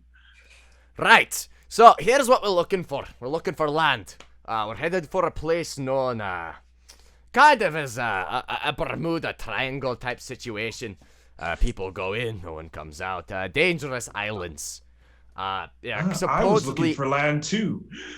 supposedly these islands are encased and enshrouded in storms. By the way, everyone, you have already been briefed on this, so you guys all know this information as well. This land is enshrouded in storms and thunder and clouds and smoke. Look for the lightning. Look for land. Supposedly, the island will let us know if we're coming close. Supposedly, we'll meet up with them. I don't think we will.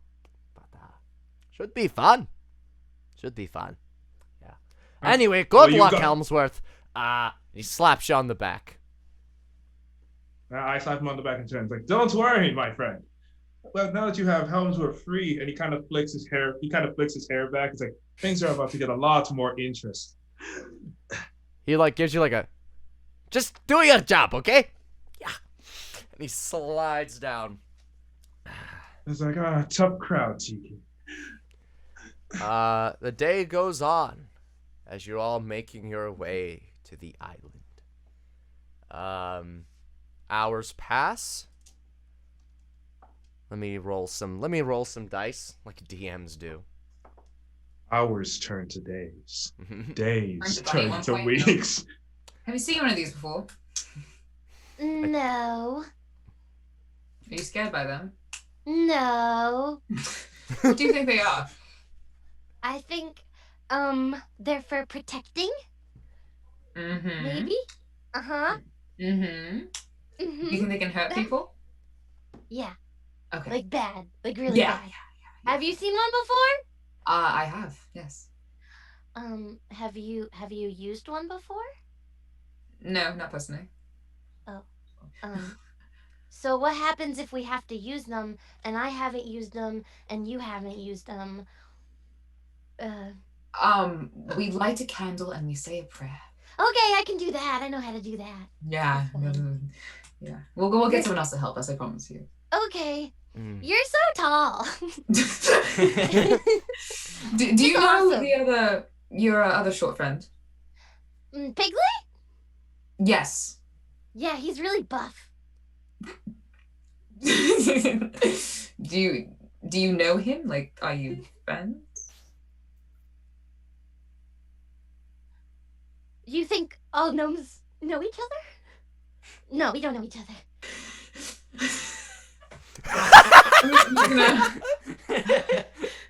Sorg thinks that's racist. I'm just gonna look I'm out. sorry. I was trying to make a joke. No, you made one. Let's look out to the ocean. Oh, okay. I'll be quiet now. No, you can talk. Just Okay. Please talk. I find it hilarious. where are you listening? Like, He's just standing behind He's us. just You're around. on Just my like ship. I can hear everything you say. His body is the ship. Wow. Part of the ship. Part of the crew, part of the ship. All right. The day goes on. Those on guns and those in the crow's nest, make a perception check for me. If you're in crow's nest, at advantage. Okay, I was about to ask just that, and I knocked my earphone. Natural 20. Oh boy. Wait, what are we rolling for? Sorry. Perception. 20, but perception that makes it 23. I got a 10. I got a 17. Helmsworth, you see this. Satine, you see this as well. Bunny, you are staring at your pretty gun. You are like, wow, this is a cannon. So shiny.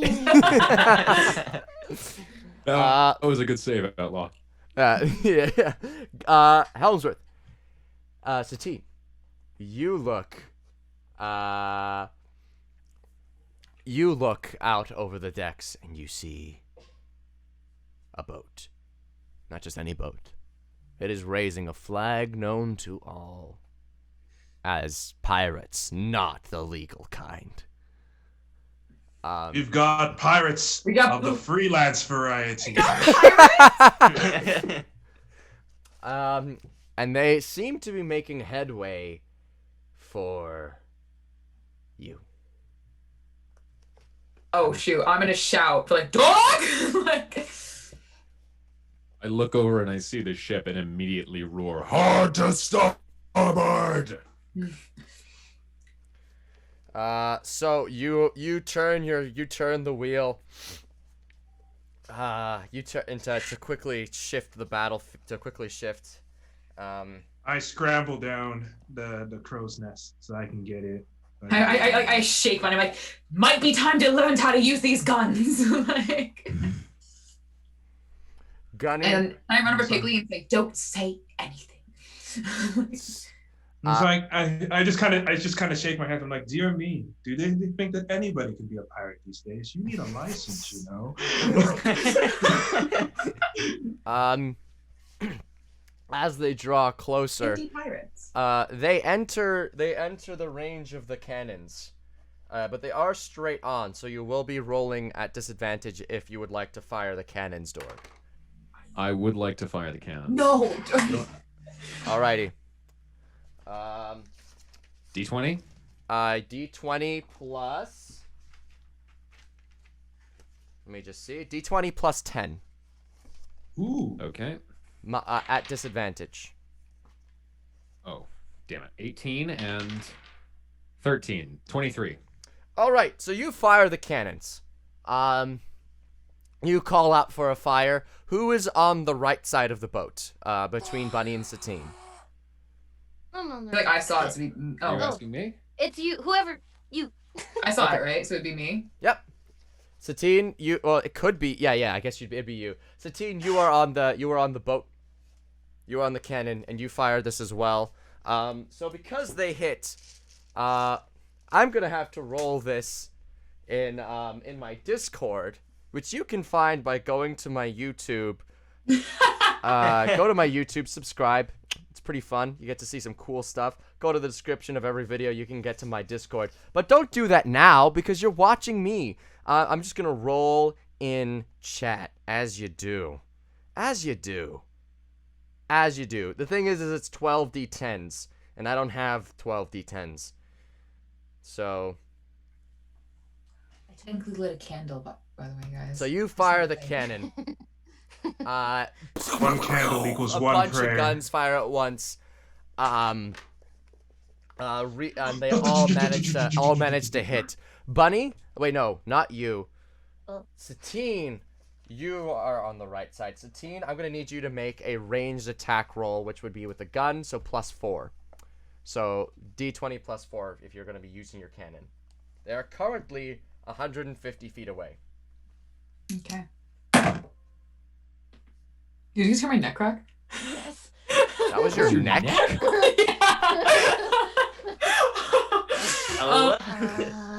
It's 16 plus 3.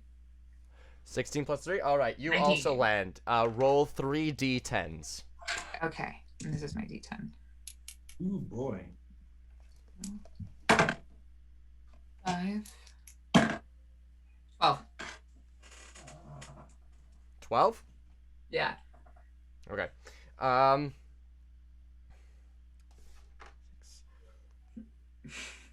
about the neck, guys. I didn't realize that happened. That's fine. So, you fire the gun.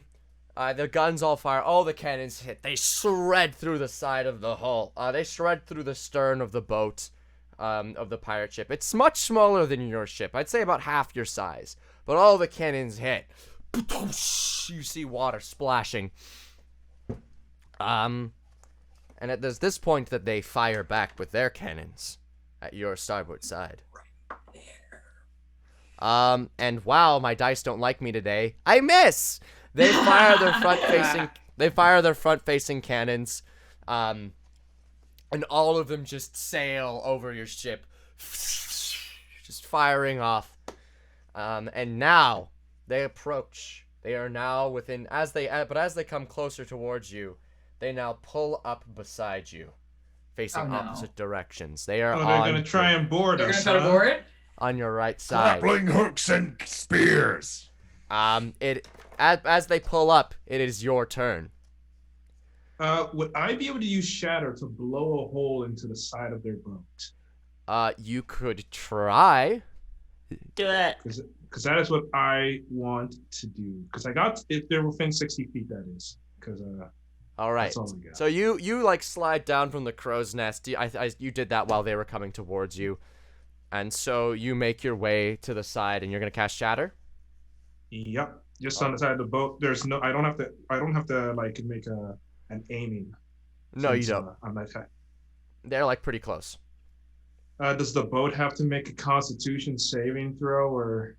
Actually, yes, it does. It has I didn't even know the boat had Constitution stats. They do. But, they do. They have very high con. It's a healthy. Well, that's just gonna end badly. What'd you roll? What's the DC? It's 15. Well, they fail, despite having a 20 in con. Wow, that is actually quite impressive. I'm just really good. That was just a really well played Encounter shatter. over. Helmsworth, you like wick around your staff and just point it at the boat, and this loud kaboom shatters against its side. Roll damage. Okay, so I'll be taking 3d8. And shatter does something to structures, does it not? It does, in fact, any non-magical object that isn't being worn or carried also take damage if it's within the spell's area. So the boat would take damage. But, I know, but it does something special. But to structures, they have disadvantage on the saving throw. Oh, but it okay, failed okay. anyway, so it doesn't matter. Yeah. That's going to be 15 total damage. Is that enough to put a hole in the side of that thing? 15? Put a hole in that bitch? It does, I'm just doing math. It does enough to crack the side, but it does not do enough to breach the hull. All right. Okay, then. Everyone else in crew, this would be your last. This is, you guess, is kind of like a free round. Everyone can do one thing. Take one action, bonus action, and movement. Liz, what are you doing? Can I see who's boarding? Yes. Pirates. All right, do they? Okay. Great. Number 1. 2. Great action. Next person. Oh wait, are they coming to fight or are they coming to talk? What?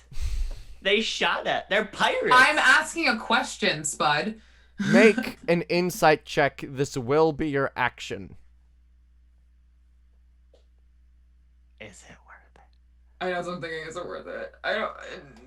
Everyone's making faces. Do it. That's not Do worth it. it. You're Do it. committed. Do it. Commit to the bit. Commit to the bet. Commit to the Commit bet. to your role Cleric play. woman. It's too late now. Don't be a coward. Believe in yourself. I don't. I really don't. It's inside check. Yeah. I can't go backsies. 13, 18. No, wait, 19. 3 plus 8 equals 19. Yeah. Yeah, 16, they're 14 definitely plus 6. coming Sorry, to I can't- murder sorry. you. They are definitely coming to murder you. You look at them and you're like, holy crap, these guys are gonna murder us. They want to kill us. Who would have thunk it? You would have Stop. thought that freelance I don't pirates know. wouldn't be acting on the I right don't side of the know. law. Who has actions left? Always.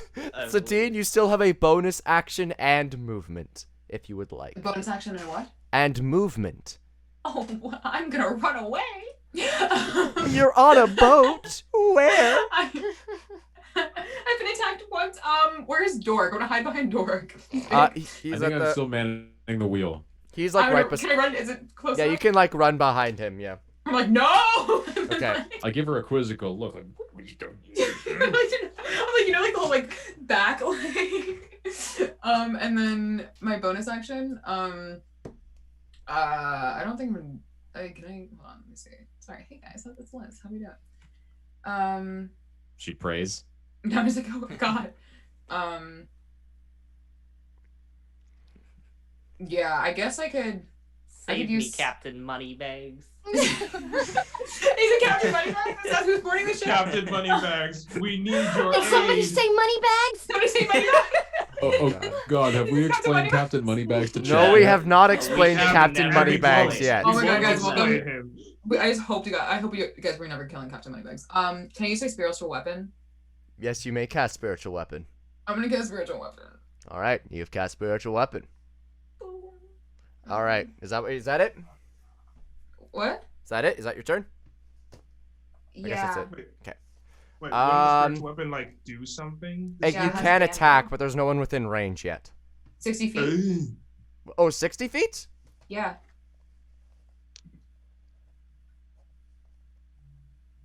If you Yeah, could, you can hit attack someone. my crap. You can hit Well, I'll someone. take it. I'll take someone. I'll take it. All right. What does your spiritual weapon look like? It's a mace that has the metal of Industria in it, which is like, or Akentia. Sorry, Akentia. You know, because like the mines of Akentia, because they like mine. They mine. And it's like super like, it's shiny. Okay. You're like, oh, that's not a normal mace. That's like, So- Oh my that's, god. So, anytime I hold up, they're like, that's not a normal mace. Satine And snaps here her I was fingers. thinking it was gonna be Normal a flail mace. with a bag That's of an ultra mace. That's right. That's right. And here I thought it Satine was like gonna be a flail with does a like bag of her, money attached not to like the other end. maces. It's not like like other maces. It's- And then this mace appears, and it is an ornately decorated mace with hanging down at the sides are these glistening and shining electrically charged rocks, dangling charged stones from the mines, and you send it out to crack someone on the face. Roll attack, please. Please work. 13 plus 6, so 18. 19. 19? Okay. Yeah, so you send it out. It flies down, and it just cracks someone on the jaw. Roll damage. Ooh, that is so nice. 1d8. 1 second. Where's my d8? Is it a d8? Yes, it is. Okay. 7. 7? All right. So you send this mace out, and again. I'm like, these are just regular like people pirates, you know. They don't have any really like class levels. So you send out this mace, and it just cracks this guy in the skull, and he's caved in. He's down. He goes out for the count. I'm like so. I'm like, did it hit?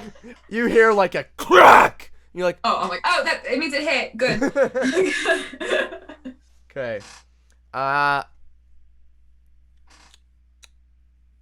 Piggly, you have a turn. Are there any pirates near me? There are pirates there on any the other pirate- boat. There are no pirates on my boat? No, not yet. Okay. I'd just like to yell, Hattie, have you seen Popley?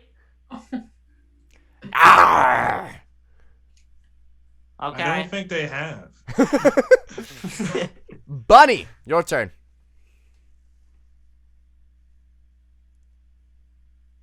I can't use entangle, can I? Because there's no actual ground. I mean, you can Or- potentially cast it on your ship or the other ship.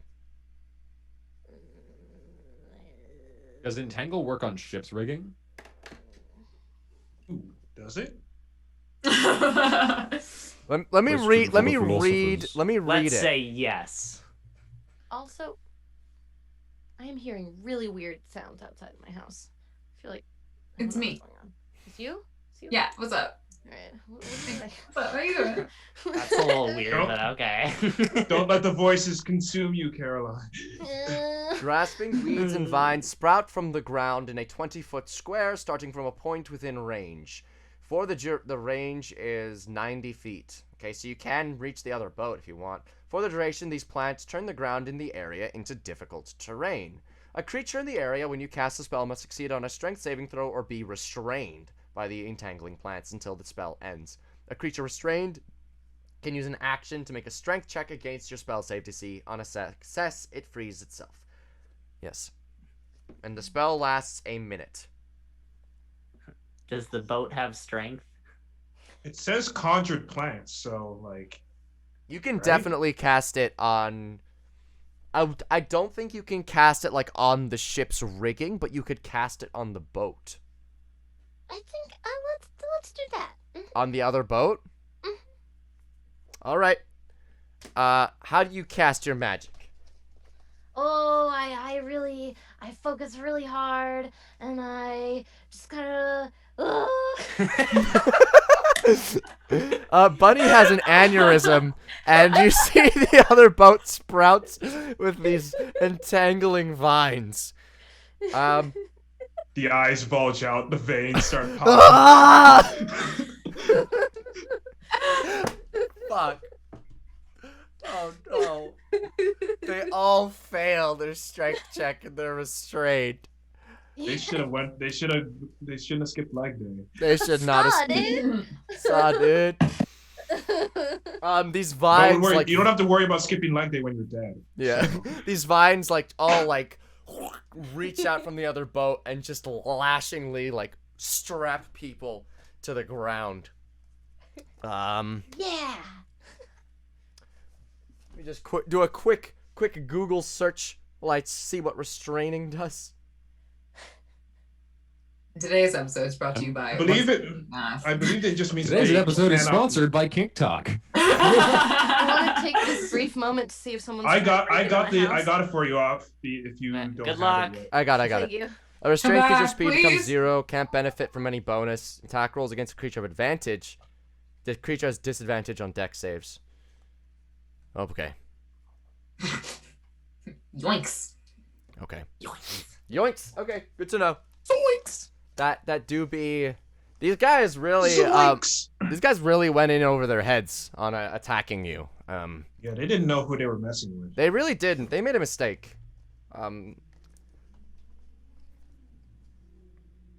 Yeah, that's just how it be. Hey viewers, while we're waiting for Bunny to come back, how are your guys' day? How are you enjoying today's session? Sponsored Yay. by no one but my lovely patrons on my Patreon. You know what? I don't shout out my patrons enough, but my patrons are cool. My patrons are spicy. My patrons give me cuddles, but not literal cuddles, metaphorical ones. And if you too Offbeat's would like, patrons I'll read. subscribe to my OnlyFans. and if you want to see Marcus, this Mostly just see him. post ridiculous Marcus. sex jokes. There's a giant man. I fought him off. you should see the other guy.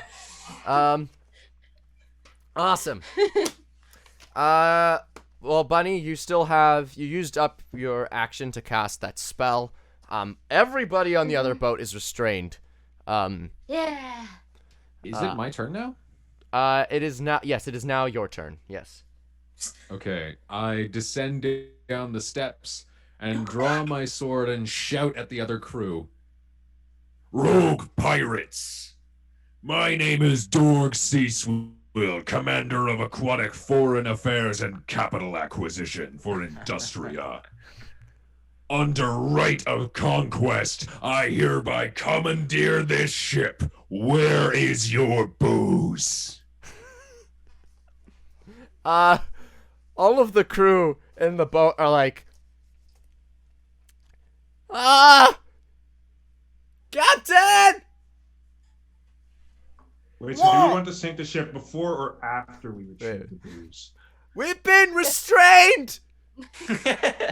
Hey, yo. We no Oh, longer benefit from Captain. any bonuses to our speed. Some That weird. one tech guy in the corner. A small girl had a headache, and now we're covered in plants. Well, get Tell out. me, the first one who tells me who the captain is only loses one eye. Ooh. His name's Captain Dave. Get him. Our Dave. Captain Dave. It's always Dave. God Captain- fucking damn it, Classic Dave. Where's Captain Where's the Dave rum, from Dave? accounting. You know he's from accounting. Captain Dave comes out. He is very well dressed, exquisitely well dressed. I run forward. Competition. He goes. He like looks Sorry, over the boat and goes, "Oh, How well dressed is he compared to Helmsworth? he's about equal to Helmsworth, I'd say, equal to Helmsworth." He looks around and goes, "It seems as though you've restrained my crew." Yeah. Indeed. Imagine what she can do when she's angry. Intimidation check. Who, me? Me? Bunny, your Yeah. intimidation skill, but you get advantage from Dorg helping you. Okay. 24. 24. Oh my god. Oh my god. So, Beefy. so small. the Captain Dave looks. Oh! Crew, you have a new master. And Captain Dave jumps overboard and starts swimming away. You think your surrender will exonerate you from your misuse of a pirate license? Let me see let me see those papers. I look at the rest of the crew and I say, well, now that he's out of the way, I'll make you all a deal. Join my crew and you can have as much booty and plunder and drinks as you can. Or decide not to, and I'll throw you overboard to join your industrious captain. Swimming's hard. As you guys look overboard, you see the Barracuda people leap out of the water at the Dave. neck of Captain Dave, Not Dave. and he is torn to shreds, Not Dave. disintegrates. What a shame. He had such a tacky suit too. Like tissue paper. It looks like a blood red bath bomb in the middle of the ocean. What's a lush doing here? First it was ye old Sephora, now it's ye old Yo, Lush. lush. So, let's see how many crewmates. Let's see how many crewmates are willing. So one of them's dead as well. You killed one of them, Satine. Oh, It's just compost. so six of them are like, yeah, you're a captain now. You're a captain. Four of the remaining three are like, I don't know about this. And they're like trying to like bet, like they're like flipping their odds. They're still restrained. They're not strong enough to break out of these vines. They're kind of boned. I take my sword and point it at the chest of one of them. You sure you're not sure? I mean, what are your benefits? Can I like, You look get to at you, keep like- both your arms. He makes a very convincing argument. Mm-hmm. He really does. He does. Well, what do you think? They're like the three brain cells get together. 5, 4. We'll take it. We'll take it. We'll take it. Just... Oh, jeez. Wonderful. I sheath my sword.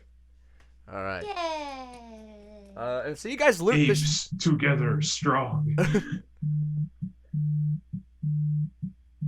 Oh. Someone's phone is vibing. Someone's busy.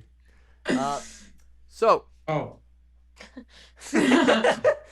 No, I was getting a call. Are you getting do you need to answer that? So popular. Nah, I'm good. All right. So let's do a quick roll to see how much gold you guys get. So you guys loot 830 gold pieces. Yes. 2,000 gems worth, 2,000 gold pieces worth of gems. And you now have additional crewmates. Wow. However, We're splitting that 6 ways. no. However, there's a tax because this was all acquired under Industria's title. So the Of course there is. Industria Of takes course there is.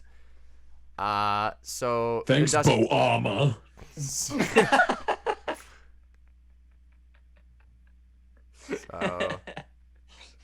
166 gold to split 6 ways.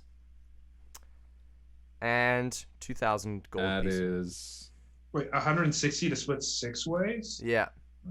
That's 5 ways. And 400 gold pieces worth of gemstones.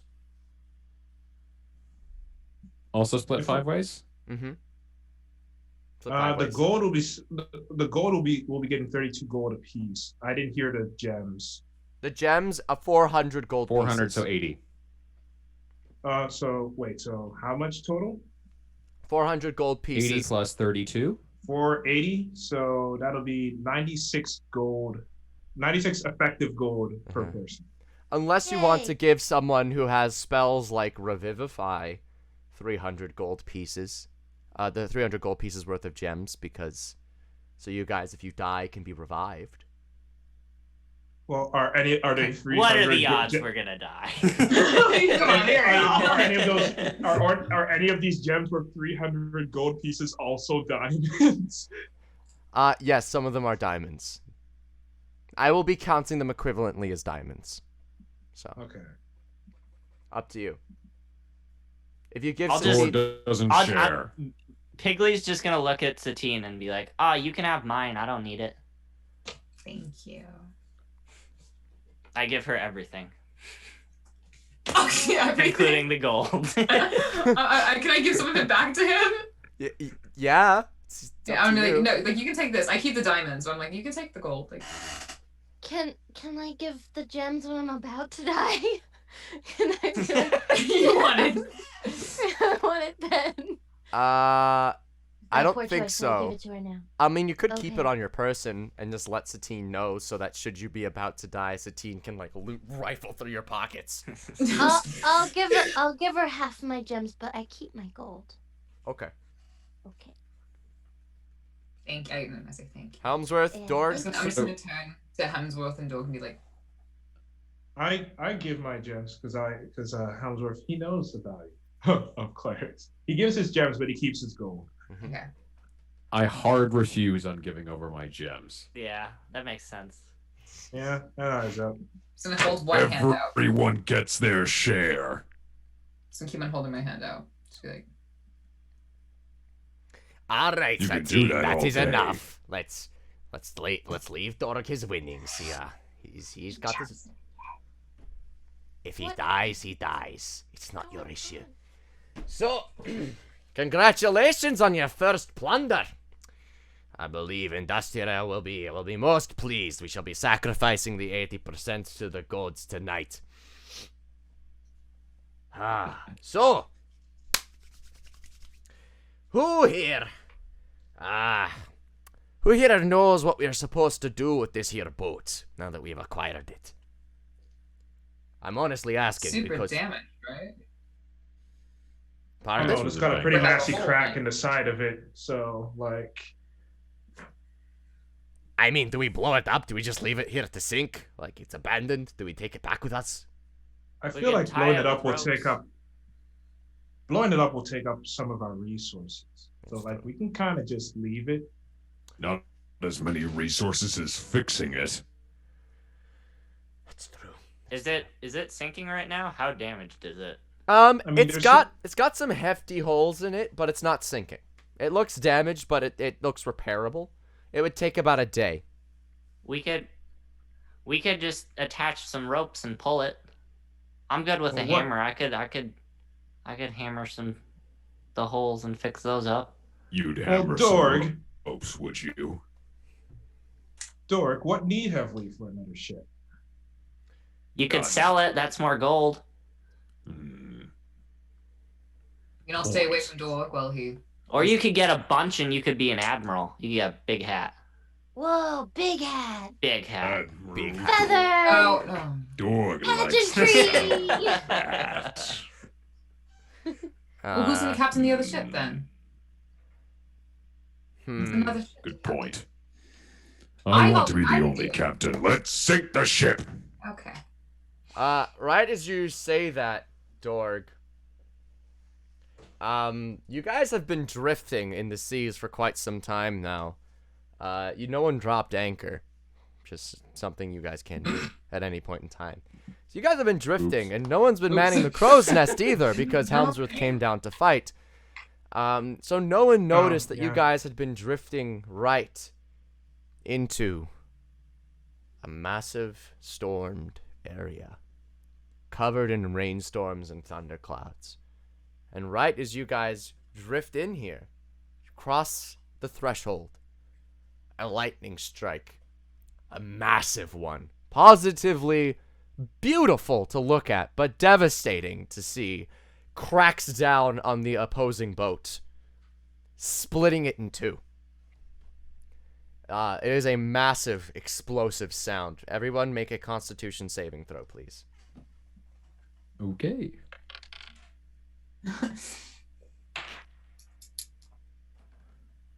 $14 plus 3. 17. 17? Satine? 17. 17, okay. Satine? 16. 16? Okay. Helmsworth? What I rolled. Con saving throw, yes. Yes. 7. Okay. Bunny? 12. Okay. Pigley? 13. All right. Satine, Dorg, you guys clamp your hands over your ears as the boom rolls over top of you. Pigley, Bunny, Helmsworth, you don't get there in time and you are now deafened. You cannot hear for a little bit. Just all you can hear is is high pitched ringing. I just like to yell, I don't think I can fix it anymore. What? I'm getting a lot of feedback. The phone's next to the mic again. Can I'm gonna run over and look at the ship and be like, standing hovering over this now split and sinking boat is what looks to be a man wreathed in lightning, wearing old runic armor, glowing eyes. He seems to be made out of the storm, and he walks over to you all and goes, "Well, what have we here?" What? What? can I cast command on Dora to tell him to shut up and don't tell him not to speak? Yes, you can cast. Resist. All right. You do get a saving throw. Dork, what's your spell save DC, Satine, and what save does he need to make? Let me find it. Hold on. What did you ask me? I didn't hear you. 14. 14. Okay. What's saving throw?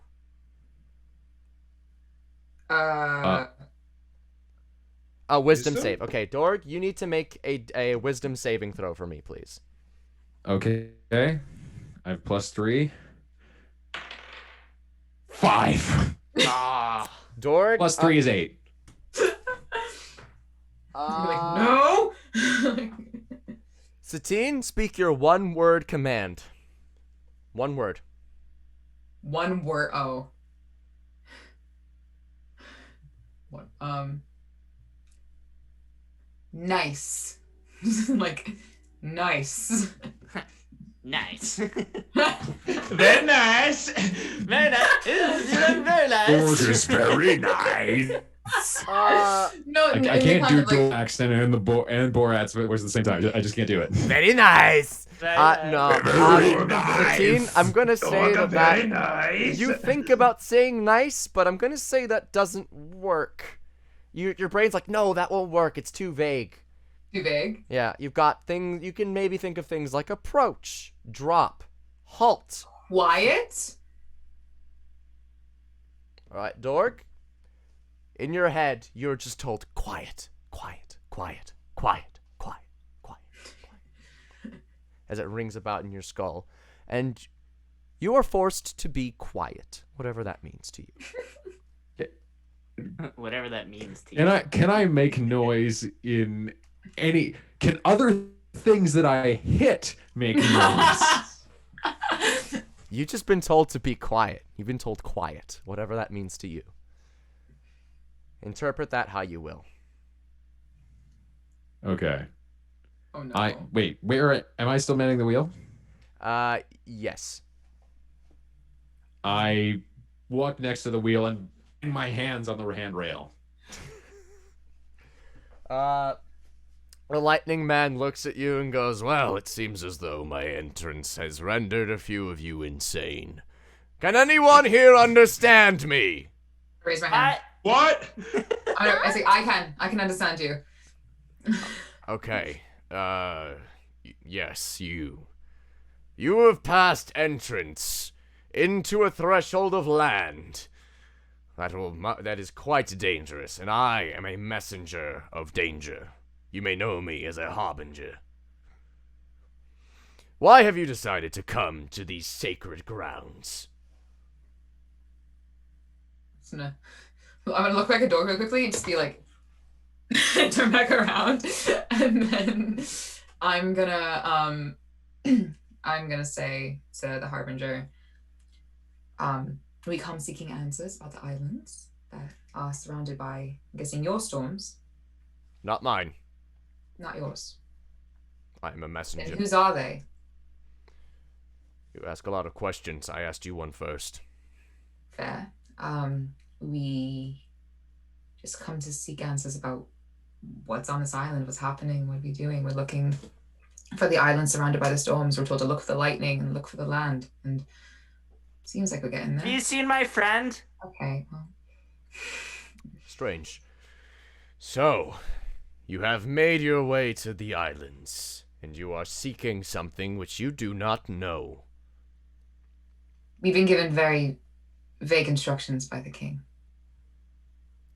Deception check. You've been given specific instructions yourself, Satine. Ooh.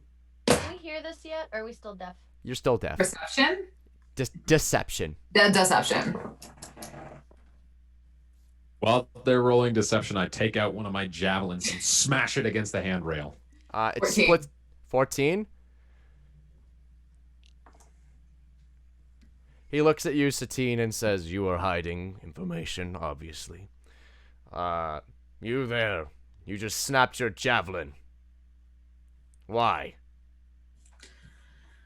I glare at Satine. Curious. Anyway. Pigley, Bunny, Helmsworth, your hearing slowly returns, like...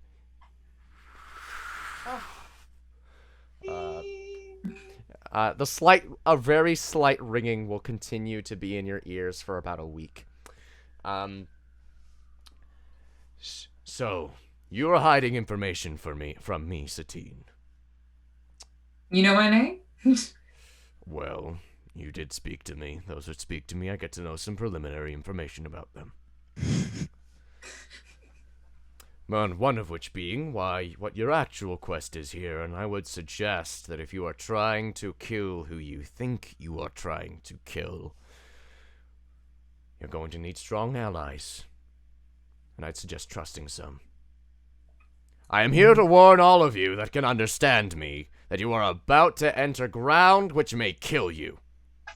These islands are dangerous, unruly, and untamable. There are locals that live here who possess powers unbeknownst to many. If you seek answers for the weapons in which you call chargestone weapons, you may find them, but you may also find danger. If you would like passage I may grant it. But you're gonna do have to I find know your what own this way person- off sorry. the island. Oh, sorry. For your ship may not make the transgression. Is that understood? I understand you'll give us safe passage. For you. Thank you. Just Satine? For all of you. Oh. Oh, okay.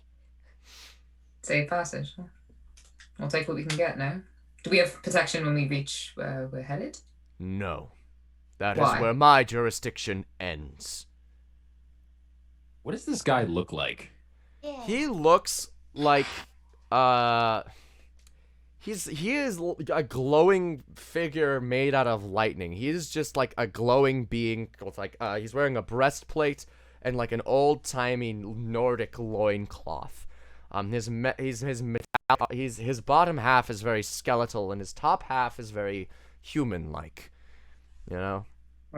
Am I able to tell what he is? Because I was deafened when he was explaining who Investigation who he was. check.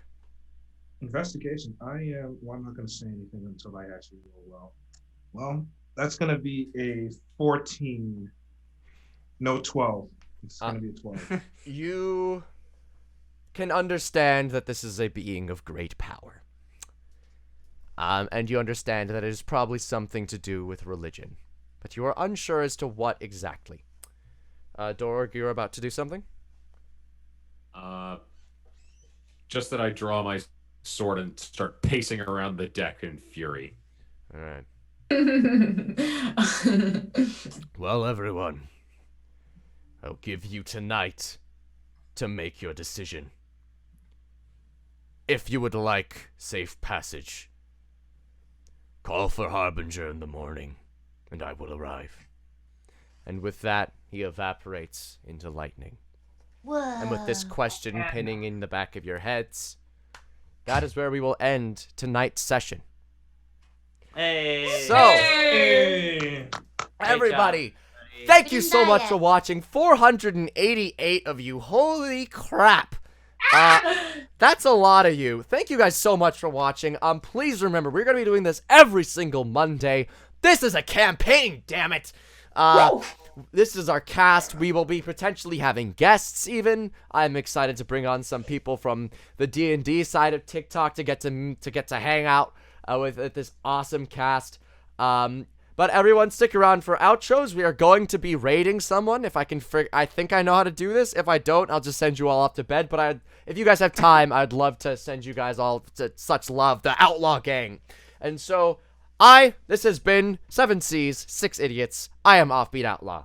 Liz, say who you are, Hey where you can guys. find you. Hope you guys enjoyed it. Come back for more shenanigans. You can already tell this is going to be one heck of a show. So stick back, bring your friends, bring a drink or two, and get ready, guys.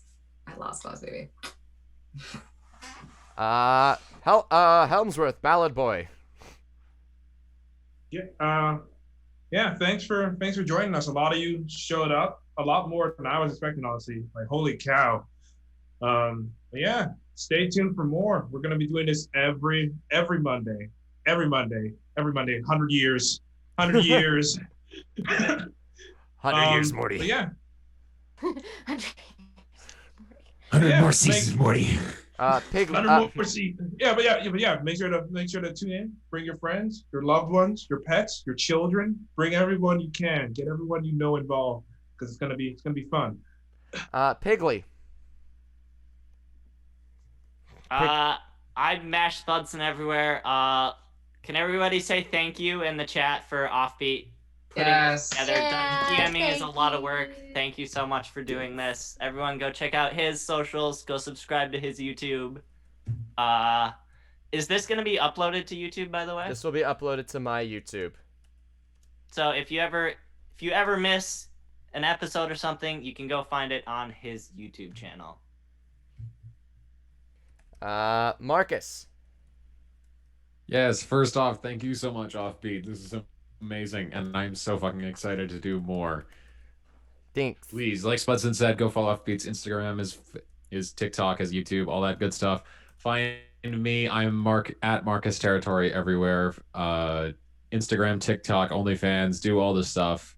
I love you guys. This is so much fun. Sorg looks forward to more.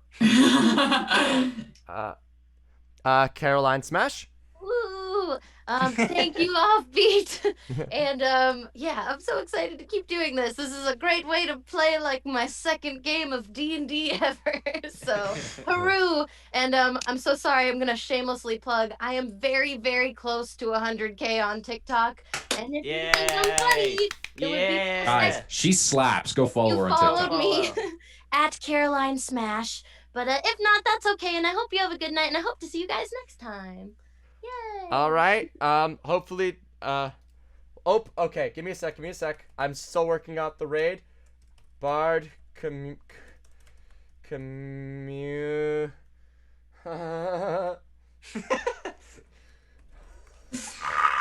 Everyone just pose. Everyone just have it. Okay. Bard. Everybody, get in there. Get ready to raid. I want to see everybody in there. Raiding in 3, 2, 1. Okay, everybody, come on, get in there. I want more. Get in there. Get in there. I want everybody in there. Everyone in there. Raid. 10,